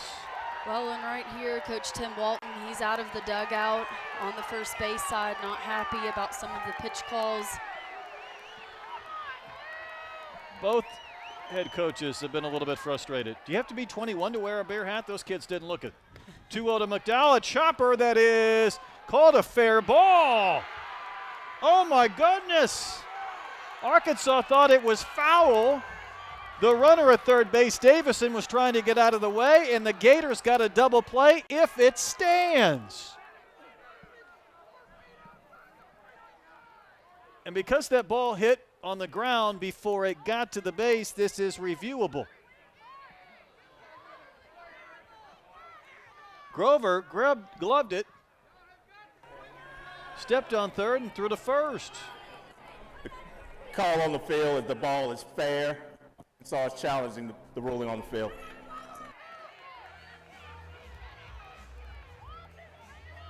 Thought it was a ventriloquist there for a moment. Dustin Douglas looked like he was talking to somebody. Let's see this one again. This will be a decent angle. Well, clearly she's in foul territory, but you watch where the ball is, and I don't know on that angle. Sure. I mean, you're really going to have to slow it down and maybe enhance it a bit, because what Grover did was get there to be able to glove it to have a chance. What do you think, Sydney? I don't know if can you overrule that? The previous angle we had, this is the angle. I was about to say, it's all about that information. Oh, man, Brett. No, she backs up a couple of feet and takes it. That ball is clearly going to be foul. But right here, I think it's foul, but can you overrule it? You know, there's just got to be, you've got to have the information to do so.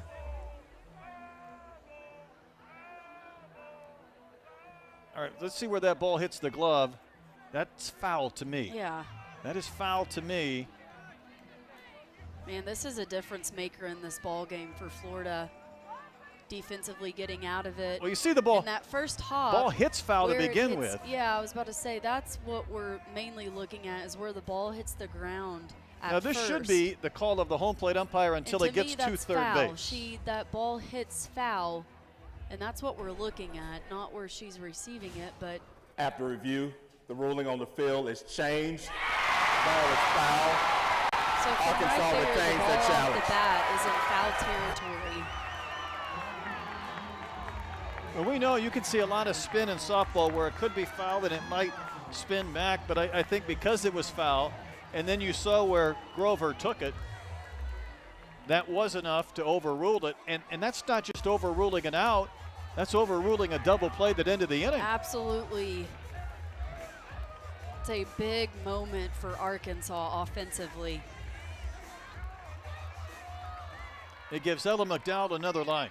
Yeah, but to go back to that, Brett, I mean, off the bat, that hits in foul territory, and that's what you're looking at.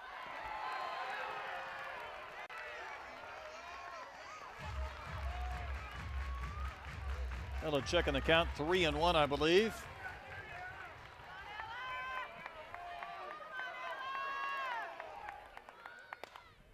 A chopper to short, the flip to third. Boy, Cahalan's good. Arkansas will get a run out of that. But Johnson was forced at third base. For Ella McDowell coming back off that, finding a way to score a run, but for Cahalan, I mean, at short, Brett. The way that she stays down on the short hop. Dakota Kennedy is singled in 2 at-bats. Arkansas now down 4.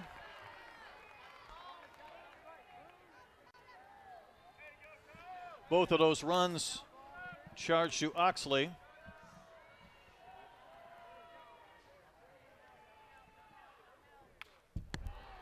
Fouled back to the screen. We're on our 5th pitcher of this game, and we have not completed 5 innings.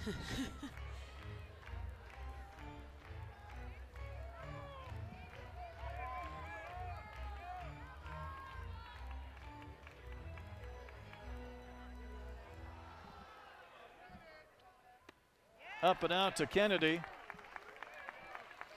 If Dakota reaches, put this into perspective, then Tiana Bell would represent the tying run with her power coming up. And it was in yesterday's game, Tiana Bell having a multi-hit game, and she drove in those first couple of runs. Lace down the line and left, fair and into the corner. It'll score a run. McDowell to third. She's going to try to score. Never stopping. Scoring from first. Dakota Kennedy tightens up this game at 7-5.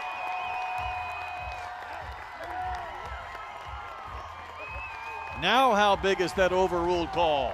A huge moment, and for Dakota Kennedy, it's what makes her so good, stepping up in clutch moments. The ability that she has to drive the ball the opposite way, and it is on full display. This ball gets down the left field line, driving in 2 runs. And you can see the excitement. Total professional at the plate. Oh my goodness, to Tiana Bell. Not sure if it got that C-flap. I think she says she's okay. She doesn't have the true guard in front of her helmet. She's got the C-flap, and I got to see where this ball made contact with Tiana. I've never seen anybody react quite that way when they take one up and in. About to say, that is some fierceness right there, Brett. Woo! It took her a second, and then she popped right back up and was like, let's go.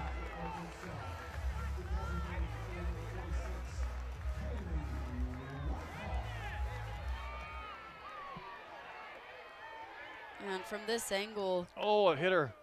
right on the top of the helmet. Sure did.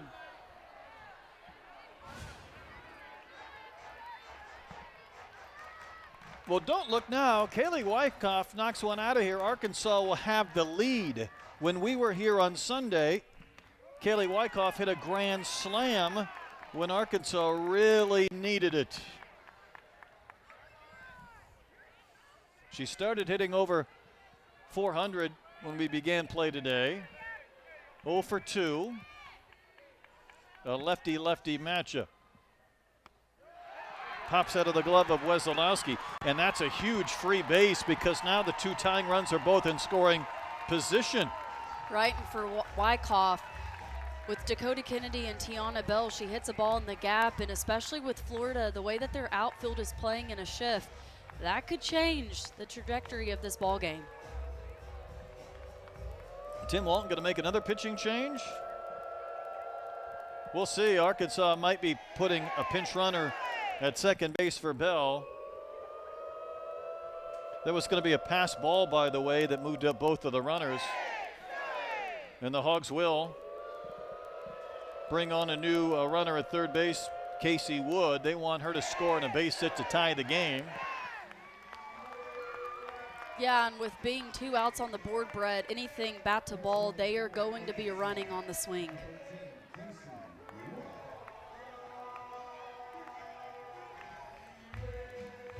I'll tell you, with these 2 offenses, the way that Florida swung the bat tonight, then the response of Arkansas, that's what softball's all about. How are you going to respond?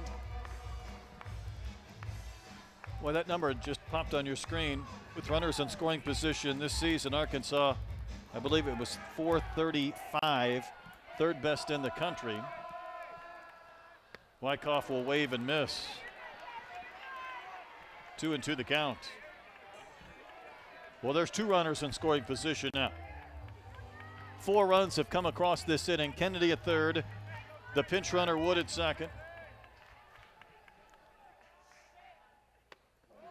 Way outside. The count's gone full. Rijo's on deck. She started this inning way back when with a walk.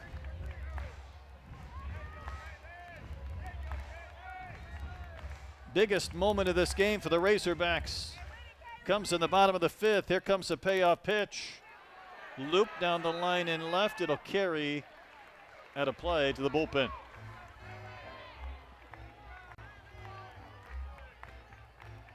Talking about Rijo coming back up, and she's led off the inning for Arkansas.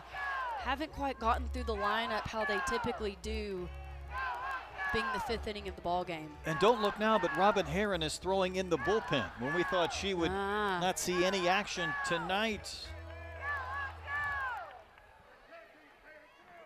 This game gets a little bit closer. I would anticipate us seeing Robin Heron coming in a relief situation. She had her senior night. She had her big jacket on. She was leading the cheers in the dugout. Well, that's all stopped. Now it's time to go to work. And Wyckoff continues to stay alive.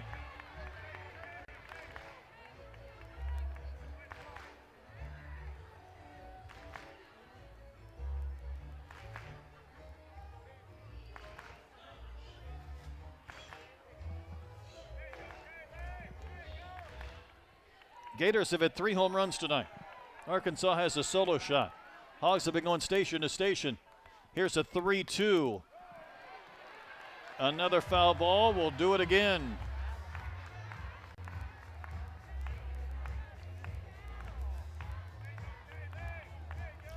Wyckoff's mom told her if she transferred to Arkansas, she would attend every game.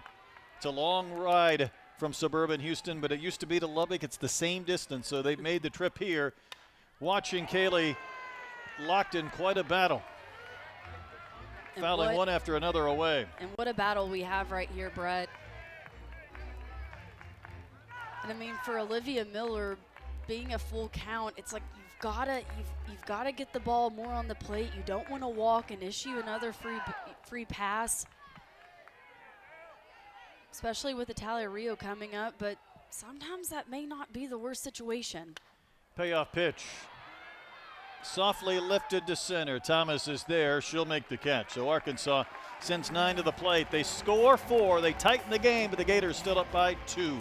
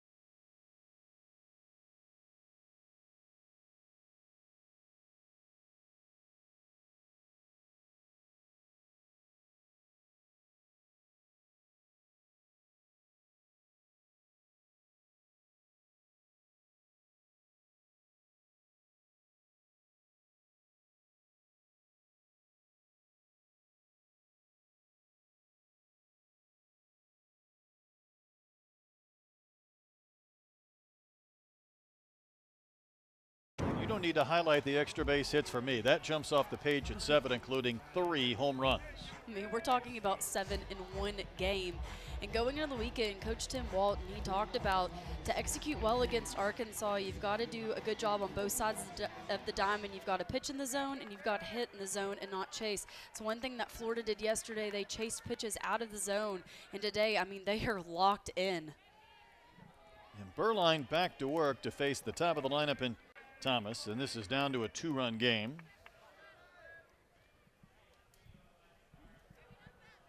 Got an earring malfunction. Both of these pitchers are loaded up in the earrings. And a necklace issue. Ella does the honors. But Thomas is another Houston area product from Humble, northern suburbs, Episcopal High School. Didn't see any game action last year with a red shirt.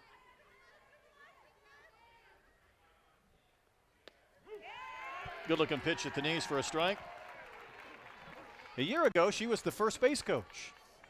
Now she's replacing Kendra Falby, one of the all-time greats who's coaching at first base.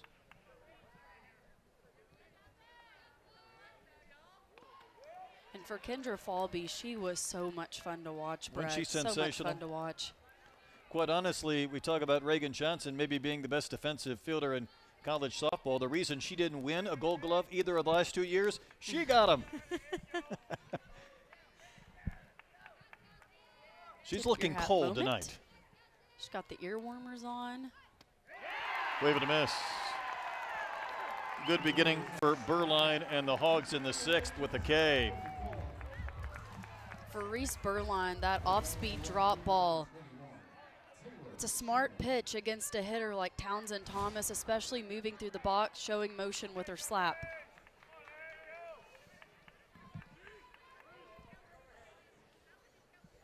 Shoemaker's 0 for 2. It's hard to believe a hitter this good, and I know it's only 5 at-bats, but it's not hit safely yet in this series. She came in with a batting average of .492, meaning she was 58 for 118. I know that's not perfect, but in the game of softball, that's pretty. Oh, it might pretty as well close be, to right? it. I mean, hitting 500 this deep in the year, entering this weekend. And leading the NCAA going into the weekend in runs scored and ranking 3rd in hits and 4th in total bases. I mean, you just want to talk about offensive production. Looks like we're having a mitt change. Yep, got to change the glove, catcher's mitt. Thought it was the pitch count for a moment, but Sometimes that's needed too. The laces get a little bit worn. 2-0 to Shoemaker. Good pitch on the corner for a called strike.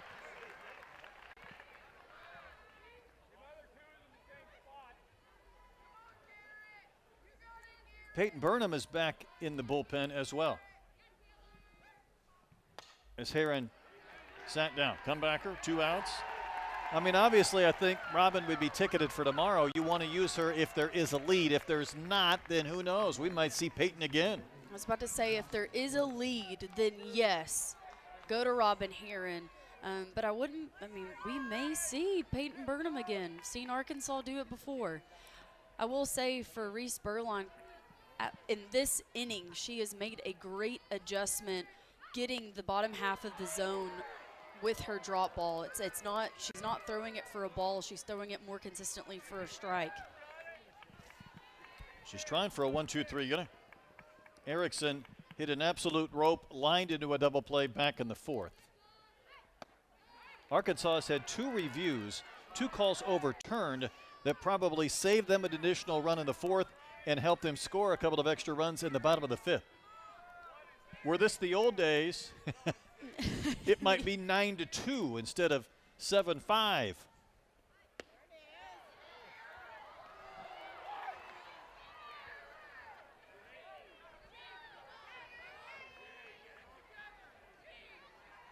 How about a pitcher wearing sleeves? Can you tell she's an Arizona native? I would probably be right there with her. Me too. I might pitch in a jacket. That's a strike, 3-1.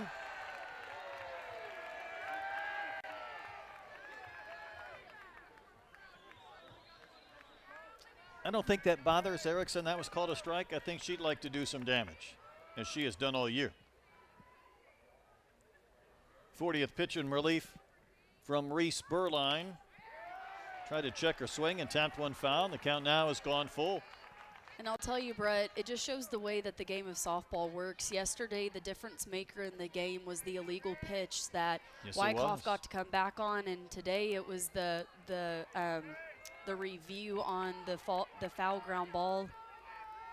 Would have been an inning double play. That's tattooed down the line, and it's going to kick it to the corner. See what type of arm Kennedy has. This is a good throw. It's close but safe is Erickson. And that is her second hit of the game. And another double, Sydney. Yet the 5th double for Florida's offense. You can't hit the ball, I don't think, much harder than that, Brett. She gets to this outside pitch in a full count and drives it down the left field line. You see there Dakota Kennedy is shifted towards the left center field gap. She quickly got into second base on that slide. Hit it too hard to slice and foul. Madison Walker is 0 for 3. I mean, for Florida, I'm quite curious, is 5 doubles in a game kind of going maybe for a single game record of doubles? At the end of the year, it might be in a conference game. Chop it to third. McDowell, nice job to come in and get that hop before the second bounce. She'll throw out Walker. Gators do not score. Do the Razorbacks have any momentum? We'll find out in the bottom of the 6th.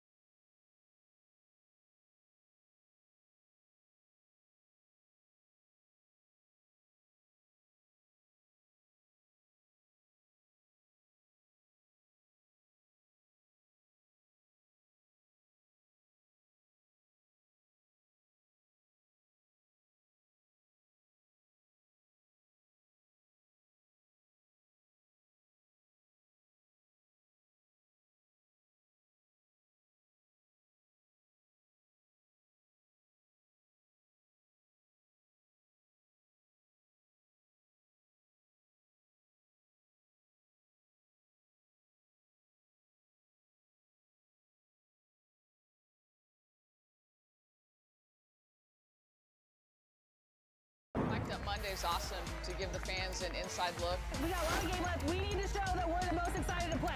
We have some really great minds, and we have some really big personalities. Let's go! Let's go!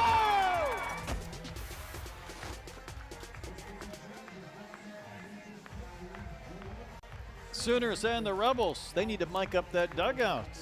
It's a happy place right now. Vogel's jumping, even though the Gators have a 7-5 lead. Wasn't that long ago, it was 7-1. Waiting to get the crowd tonight. Maybe the possibility of the first time ever, a crowd in excess of 4,000. Potential record crowd. It's a cold night, no one's left yet. Arkansas trying to make things interesting, but here's another pitcher for the Gators. Number 6 in this game overall, Keegan Rothrock. Yeah, I was about to say, Brett, both teams have utilized 3 arms in this game just to show how offensive this game has been. And for Keegan Rothrock yesterday, a little bit uncharacteristic with the free passes issued, but Arkansas, she's going to sit in the mid to upper 60s. She's going to throw that rise ball at 2 different levels, and this season has improved her changeup. And going into this weekend has led the nation in victories. 7, 8, and 9 again, just like it was last inning for Arkansas. You think about Rothrock, though, a season ago, Sydney, 28 appearances, 27 of those were starts. And so far this season, this will be the 5th time she has pitched in relief, so it's not foreign, not something she does all the time, and Rio fouls one back. No, and with the ace that she is and going into the weekend, doing some prep work, Brett, one thing that stood out to me is the amount of innings that she's pitched already so far this season for Florida. She had the bulk of innings, and then every other pitcher was almost a third of what she's thrown, an equivalent. No, it makes sense. In fact, you even go back a couple of years ago, what she did as a freshman, it was out of this world. And that one's outside. As a freshman in college in 2024, she started 45 games and threw 262 innings. You know, we talk about the offense being a powerhouse, but as a pitcher and an arm, she is a powerhouse. Rio tags one to center. This one's hit. Wow, it's hit to the berm and it's gone. Rio with a laser to the hill, and this is a one-run game. It's now 7-6. And Rothrock greeted rudely by the Rio homer, and that's the second of the game for the Hogs. And Natalia Rio stepping up in a big moment. You can see the excitement out of that Arkansas dugout. This ball's elevated in the zone. She does a great job of keeping her hands and barrel above it. And it gets out in a hurry. A total response by Natalia Rio. She got the job done yesterday, and she's making a fight today. That was quite a leap over there with Matt Michael at third base. That's what I'm saying. They both got, Coach Michael, we need to see that vertical. Ramsey Walker fouls one back. They say about Italia, her body's never 100%. There's always some aches and pains. You wouldn't know it. She floated around the bases, did the leaping jump into Coach Michael at third base. Not in a moment like this making it a one-run ball game.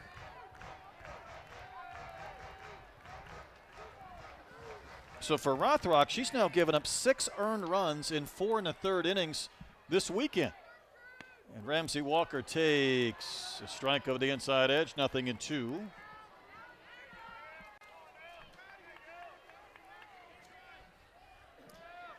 When she was playing for the Dominican team in Peru this summer, we got to see a theatrical bat flip. Walker will wave and miss, so that's a nice bounce back from Rothrock to Kay. Ramsey Walker get the first out of the inning. She has given up 12 home runs now this year. And Arkansas is one swing away from tying it up. Davison with 5 on the season. She's walked 2 times tonight. Looks like she's got some pants that need to be repaired too. She went into a slide earlier, and someone's going to have to fix the britches.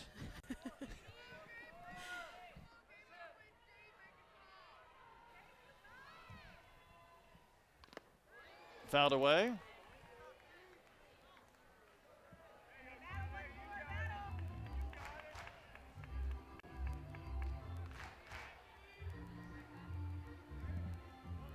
Seven runs, 11 hits for the Gators, 6 runs, 6 hits for the Razorbacks. We've had 5 combined homers in the game.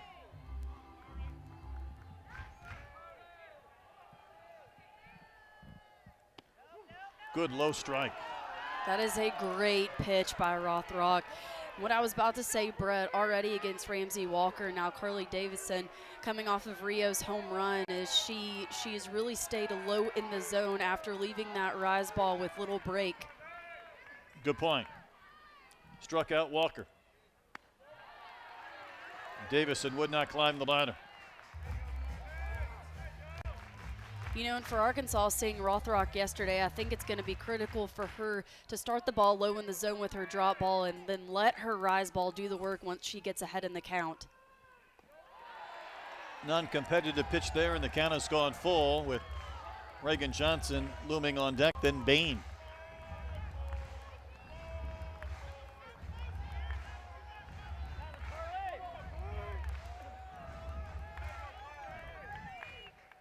Count has gone as far as it'll go. Here comes the payoff. Rolled to short. Try somebody else. Cahalan makes all the plays. 2 gone.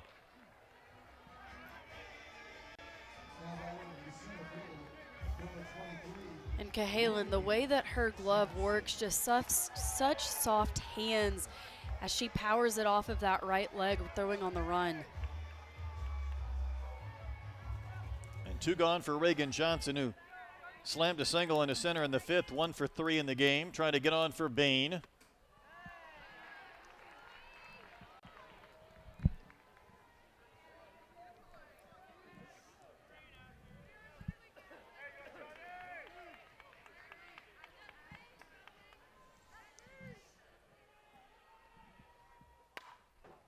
Fouled outside of third. Arkansas led 1-0. 7 unanswered by the Gators. 5 unanswered now for Arkansas.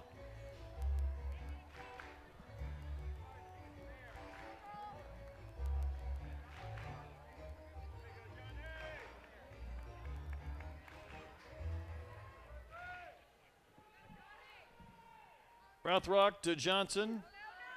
Clips the corner for a strike. She's trying to set down 3 in a row after the leadoff home run from Italia Rio. And that last pitch, haven't seen that changeup utilized much within this inning.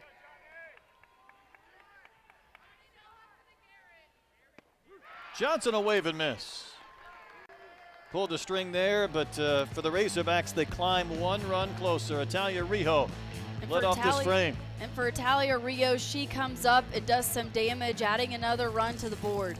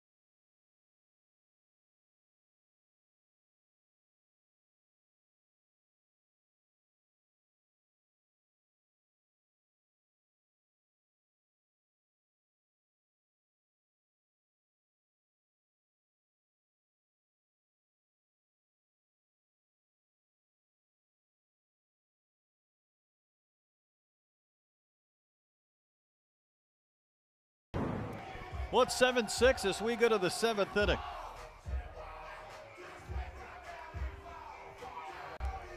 Kenley Cahalan, she has been fantastic at short. She doubled and scored in her last at bat. See what she's done this year compared to last year. Almost at that RBI total. That one's tagged to left. Back goes Kennedy, turns around, looks up, and it's gone. First pitch in the 7th inning. Cahalan hits her 12th home run of the season. Gators have a little breathing room. And it's 8-6, and that's the 4th bomb of the day for Florida. Nice catch, by the way, out there on the berm as well by the fan who caught this rocket. And for Cahalan, this ball gets out in a hurry. The ball is flying here at Bogle. And this Gators offense, they are attacking early and often. So Arkansas got back to within a run, and the Gators can breathe a little bit easier. And this is Grover. Looks a strike 1.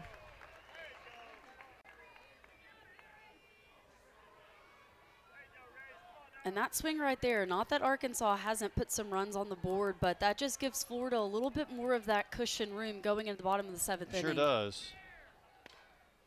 Little tapper. Berline did a nice job to kind of surround that ball with some spin to it and retires Grover. So we have had 6 home runs in this game, 4 by Florida. Oof. And sometimes in this ballpark, you might get some high flies that carry if the wind helps or pushes. I mean, we have had some line drive missiles today, with the exception of Bain, which was the high arcing home run. McClellan, she had one earlier and bunts one foul. The way that both teams have swung the bat tonight, this has been Arkansas and Florida's offense on full display. You know, we came in talking about not just 2 top 10 teams, but really top 5 offenses. And when you think about the Gators, they were hitting 380 as a team with 71 home runs. Arkansas was hitting a few points higher at 383, fewer home runs. Well, we need another pitcher.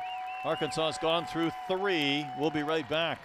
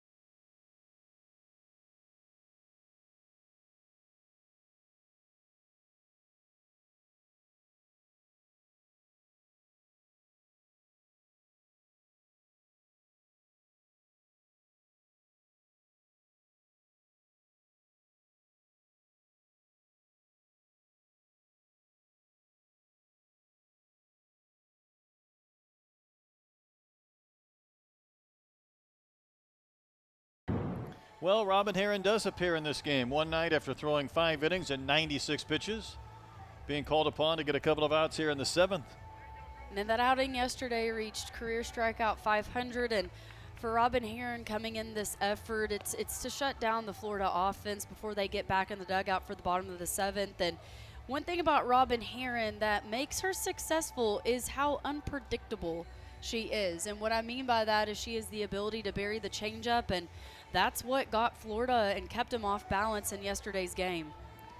5 innings, 3 hits and a run, 8 strikeouts. As she was warming up, you could see that brace on her plant leg inside her pants. And she's been wearing that thing around, somewhat preventative. Last time she pitched was 2 Fridays ago in Alabama, and she left that game early. And I think a lot of us were wondering, was there something wrong? Counts 0-1 to McClellan, who takes one for a strike. So Robin gets a text after the game, and it's from her mom, and it says, "Hi, honey.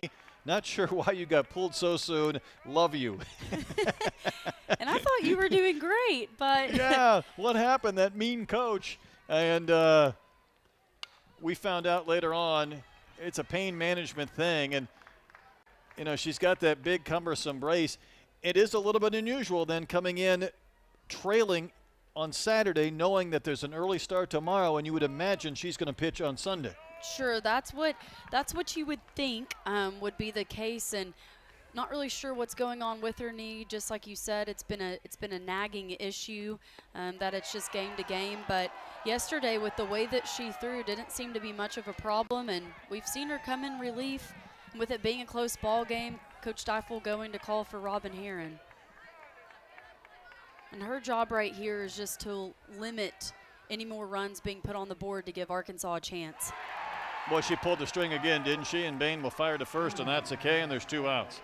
That changeup has been the pitch this year that has been dynamic. In that hit, it has been, and the ability that she has to throw it for a strike through different levels of the zone, but she gets a lot of swing and misses with it, you know, burying it in the ground.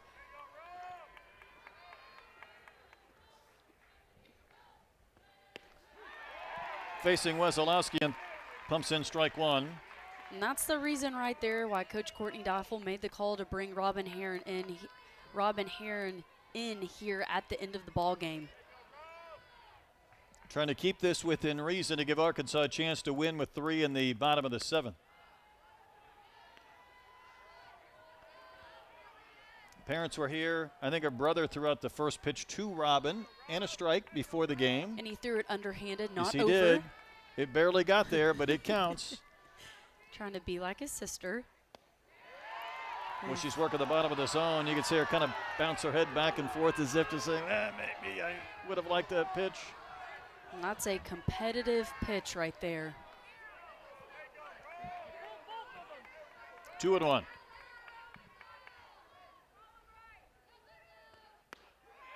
That's off the corner.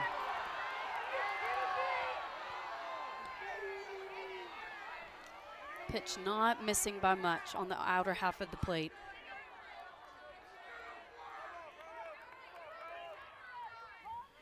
Here's the 3-1. That's downstairs. That's ball 4. And again, you know, you're facing the 8-hole hitter, but she's homered today. They're facing the 9-hitter who's over 400 now in the season with a couple of hits. There is no give in this Gator lineup. I guess the same would be said about Arkansas's, but you know, I think anytime you're pitching, you're thinking, where are the outs?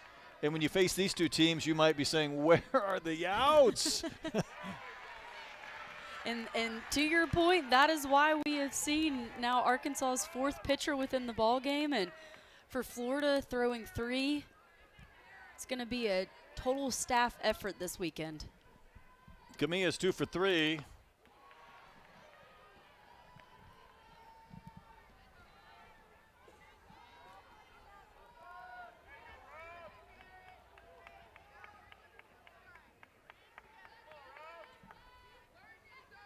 The 1-1 clips the corner, knee high.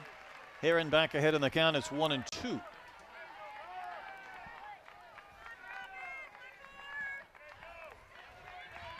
Leadoff home run this inning from Cahalan. Pushed the lead to 2 for the Gators. and the Florida native, Robin Herron. I'd like to calm them down again and give Bain, McDowell, and Kennedy and Bell, if anybody gets on, a chance to make it a memorable night at Bogle Park. First things first, Herron needs one more out.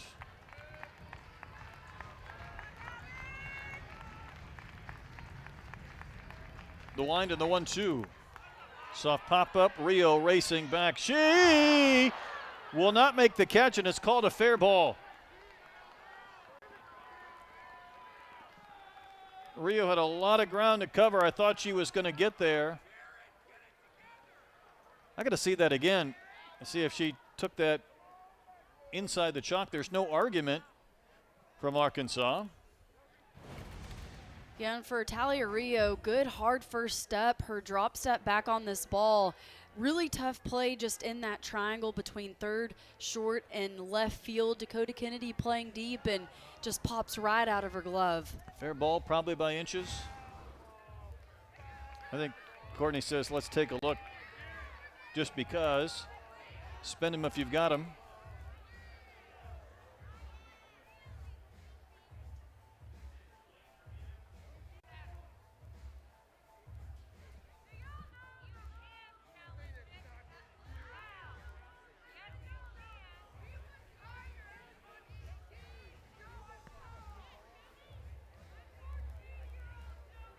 Looks like we're going to have a pinch runner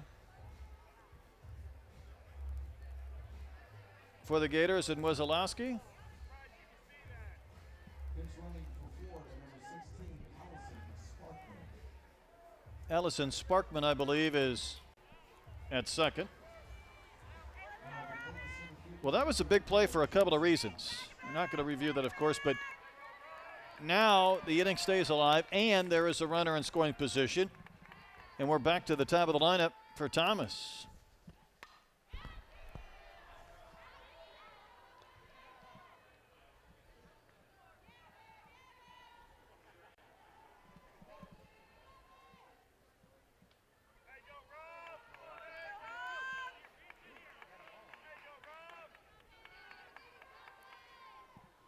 Was the single for Gabby, of course. The count is 0-1. Ground ball up the middle, and it's a base hit. The pinch runner is going to be waved in. Here's the throw from Johnson. It bounces a couple of times. Safe at the plate. And the throw to third, and safe at third, and safe at second. A huge run for the Gators. And I got to tell you, Sydney, at first blush, I thought it was safe at the plate.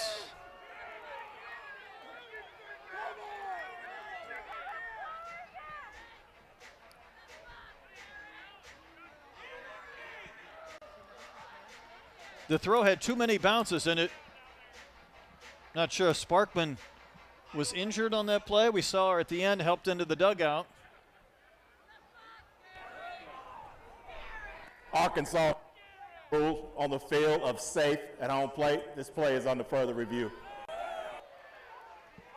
Yeah, and Brett, that ball just smoked by Thomas back up the middle. And I'm right there with you from the first look at it.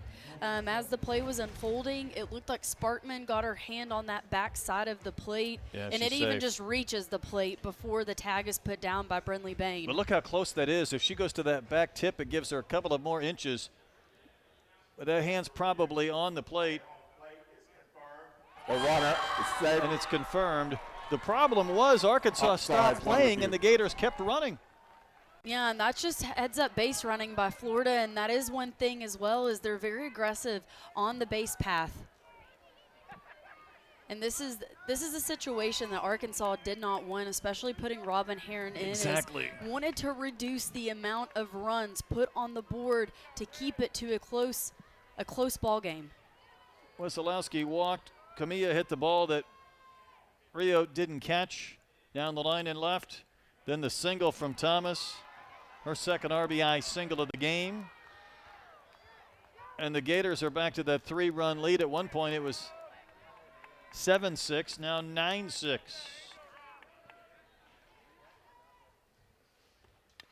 You almost feel like if there's a base hit here, you almost have to take Robin out to just limit the workload as that pitch count climbs.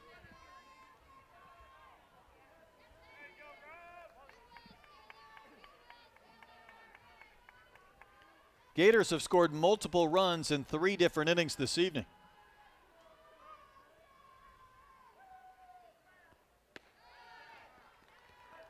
Two balls and a strike.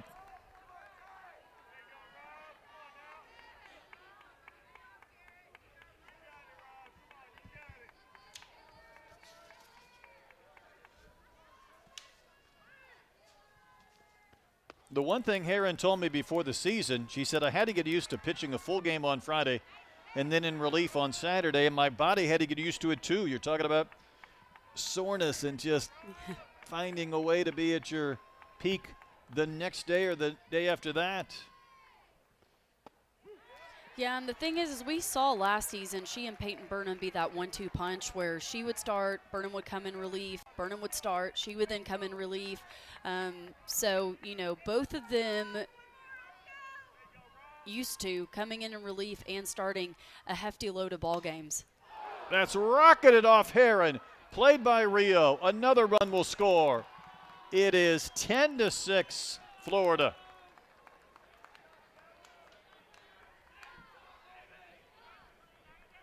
Shoemaker just hit the rocket. And for Florida, coming in the top of the 7th inning with it being such a close ball game, just the response. Is Courtney asking if that ball deflected in the air off of Herron and was caught by Rio? I think that is exactly what she is asking right now. Is it being deflected off of Rio and then caught in the air by, deflected off of Herron, excuse me, and caught. Oh, did it short hop and skip up off the dirt and then the shoe? That's what it looks like from that angle, is it took a short hop right as it hit off of her foot. The one thing, Herron didn't hobble around after that ball kind of ran up her leg or off her shoe, which kind of gave that away just a bit. She's saying, did it hit the shoe and then kick in the air?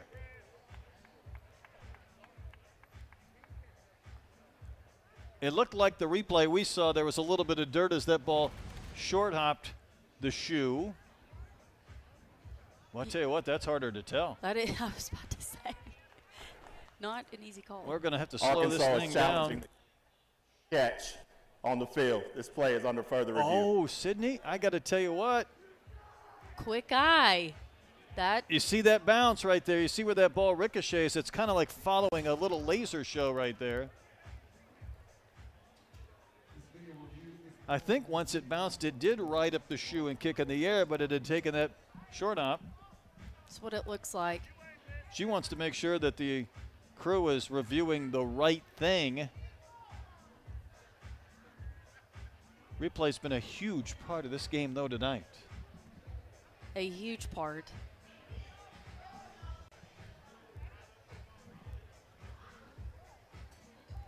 It's going to be a very interesting call. All smiles from Robin, though. Robin's pointing Given to the- her shoe.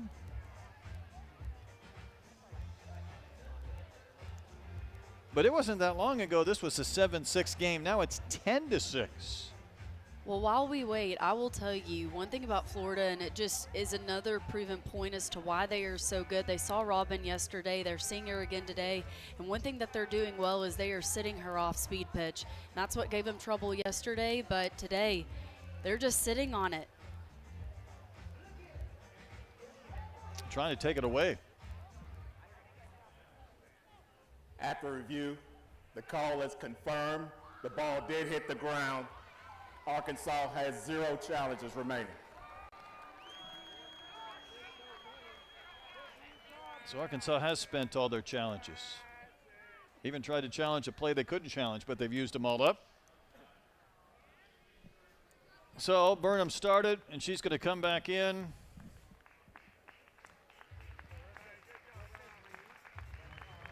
Revolving door to the pens tonight. We'll be right back.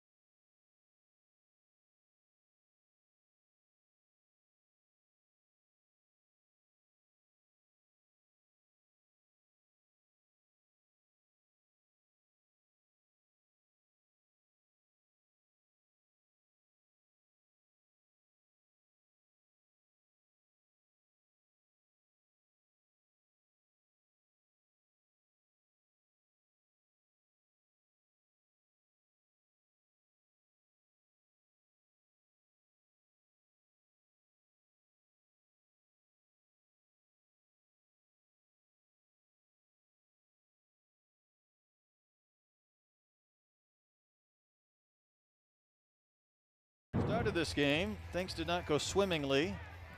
And then she was followed by Timmerman, Berline, and Heron, and now she's back.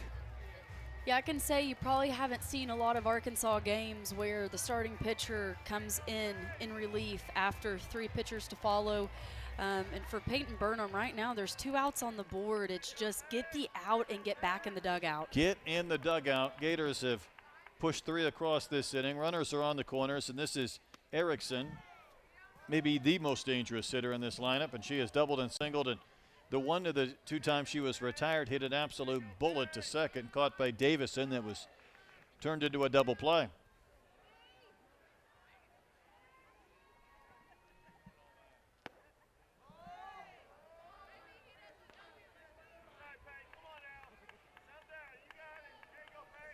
The Gators, by the way, Sydney, don't look, cover your eyes. I don't know if you'll believe this. They have 16 hits in this game. It feels like they have had some big swings and some hard swings, but 16 hits. In between the amount of doubles and the amount of home runs. They had 3 last night. And this is an inning that will not end.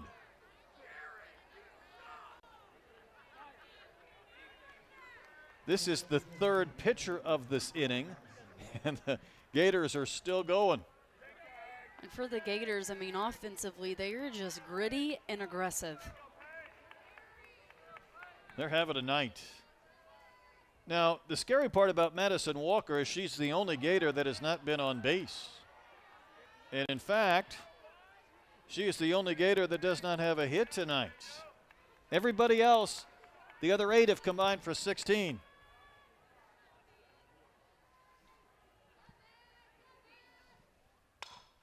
Boy, that is tattooed to right. That ball is going to hit off the fence. It's going to score 2 and maybe 3.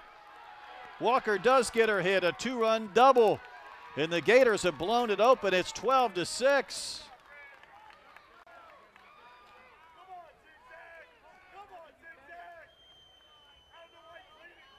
And that did not miss. Getting out of here by much. This swing by Madison Walker, you were right, Brett. It does not miss by much. Personally thought it was going to be out of the park. Hitting off of the top part of the wall, Ramsey Walker gets up on it. Reagan Johnson has to recover. And just another double for the Florida Gators. And this is Cahalan, who started this inning with a homer. She socks one well to left.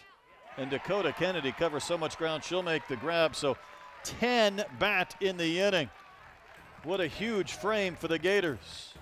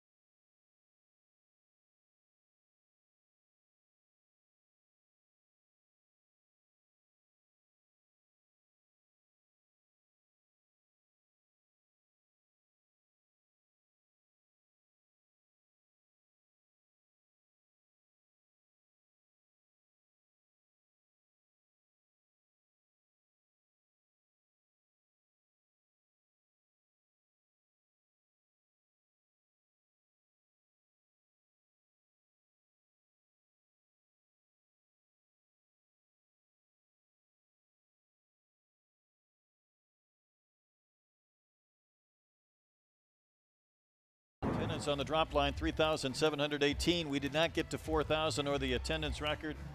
Great crowd, and they have witnessed a laser show from the Florida Gators. And that top of the 7th inning alone, Sydney, was 5 runs on 5 hits, 3 different Razorback pitchers, at least 1 review, 1 attempted review, and a partridge and a pear tree.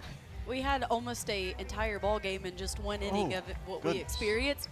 But the momentum shifter there was the error by Talia Rio, and that's just really the mark that helped the Florida offense to explode from that point. So, at one point, Florida ran off 7 unanswered. Then Arkansas ran off 5 unanswered. And then 5 more unanswered by Florida. Here's Brinley Bain. Been on base every single time today. A single, a walk, and a homer.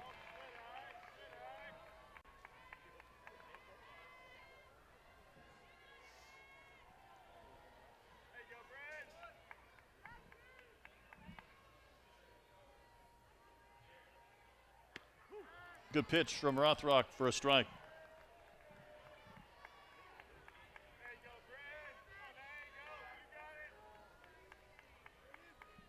Arkansas 6 runs on 6 hits. They've hit a couple of homers. Bain has one of them. Both were solo shots.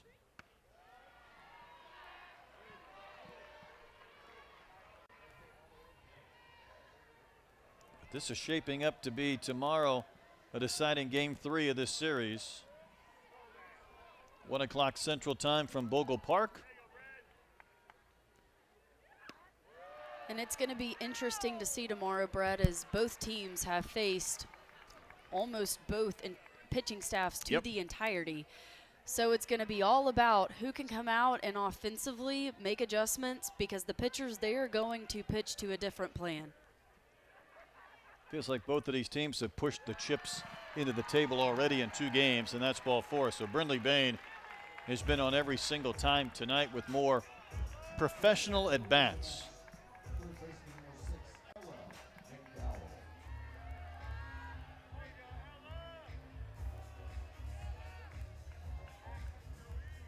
I would say offensively, I mean, Arkansas has had some bright spots tonight, but the bright spot tonight's been Brinley Bain, and just how productive she's been at the plate with 2 walks and 2 RBIs. No doubt about that. McDowell's 0 for 3. She did drive in a run with a fielder's choice. Part of that big 5th inning to give Arkansas some life.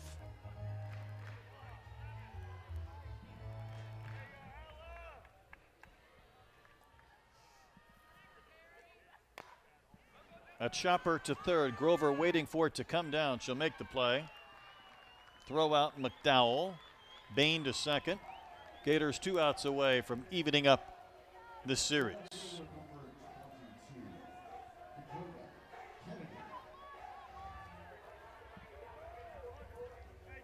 That was one Indiana native helping out another. Some Hoosier help.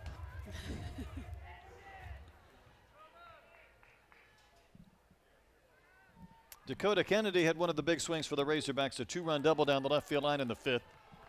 And then she ran down the liner from Cahalan to end the top of the 7th inning when 10 batted. You know, your husband was a baseball pitcher and got to the highest level. If ever there was a game where you give up 16 hits, you go back to the dugout and you start to think, does the other team have a tell?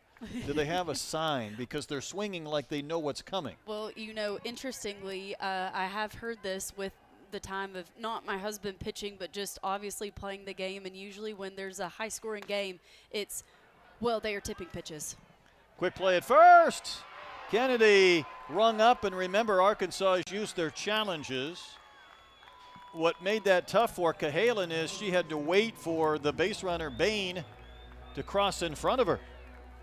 And for Cahalan, just tonight, the defensive performance that she's had, she is one of the nation's best at shortstop. But ball has found her a lot in the way, well, in Arkansas is out of challenges. I don't know, that would be a call that in a different ball game that they probably would challenge if they had. I got to tell you what, first blush, maybe she was there, but here is Tiana Bell. Hit on the Razorback logo at her helmet, her last plate appearance in the 5th, and was unfazed.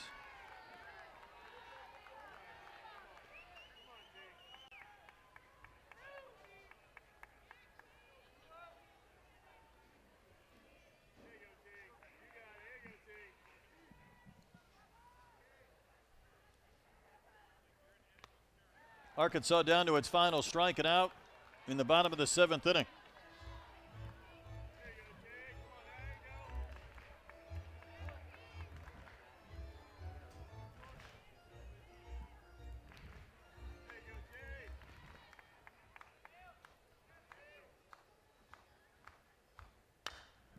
A chopper to second. And the game will end, and the Gators even up this series. A game apiece with a 12-6 win, and this was an offensive show by Florida. And that it was, and for Florida, between the doubles and the home runs hit, their offense was on full display. And for Arkansas, what's the response going to be as we go into that rubber match tomorrow, Brett? Yeah, we're going to find out. Quite a night for the visitors from Florida. We'll do it tomorrow, 1 o'clock Eastern, 1 o'clock Central, 2 o'clock Eastern for the series finale. So for Sydney Parley and our entire crew, Brett Dolan saying thanks for tuning in. Once again, our final score. Florida wins it over the Razorbacks, 12-6. So long and good night from Bogle Park.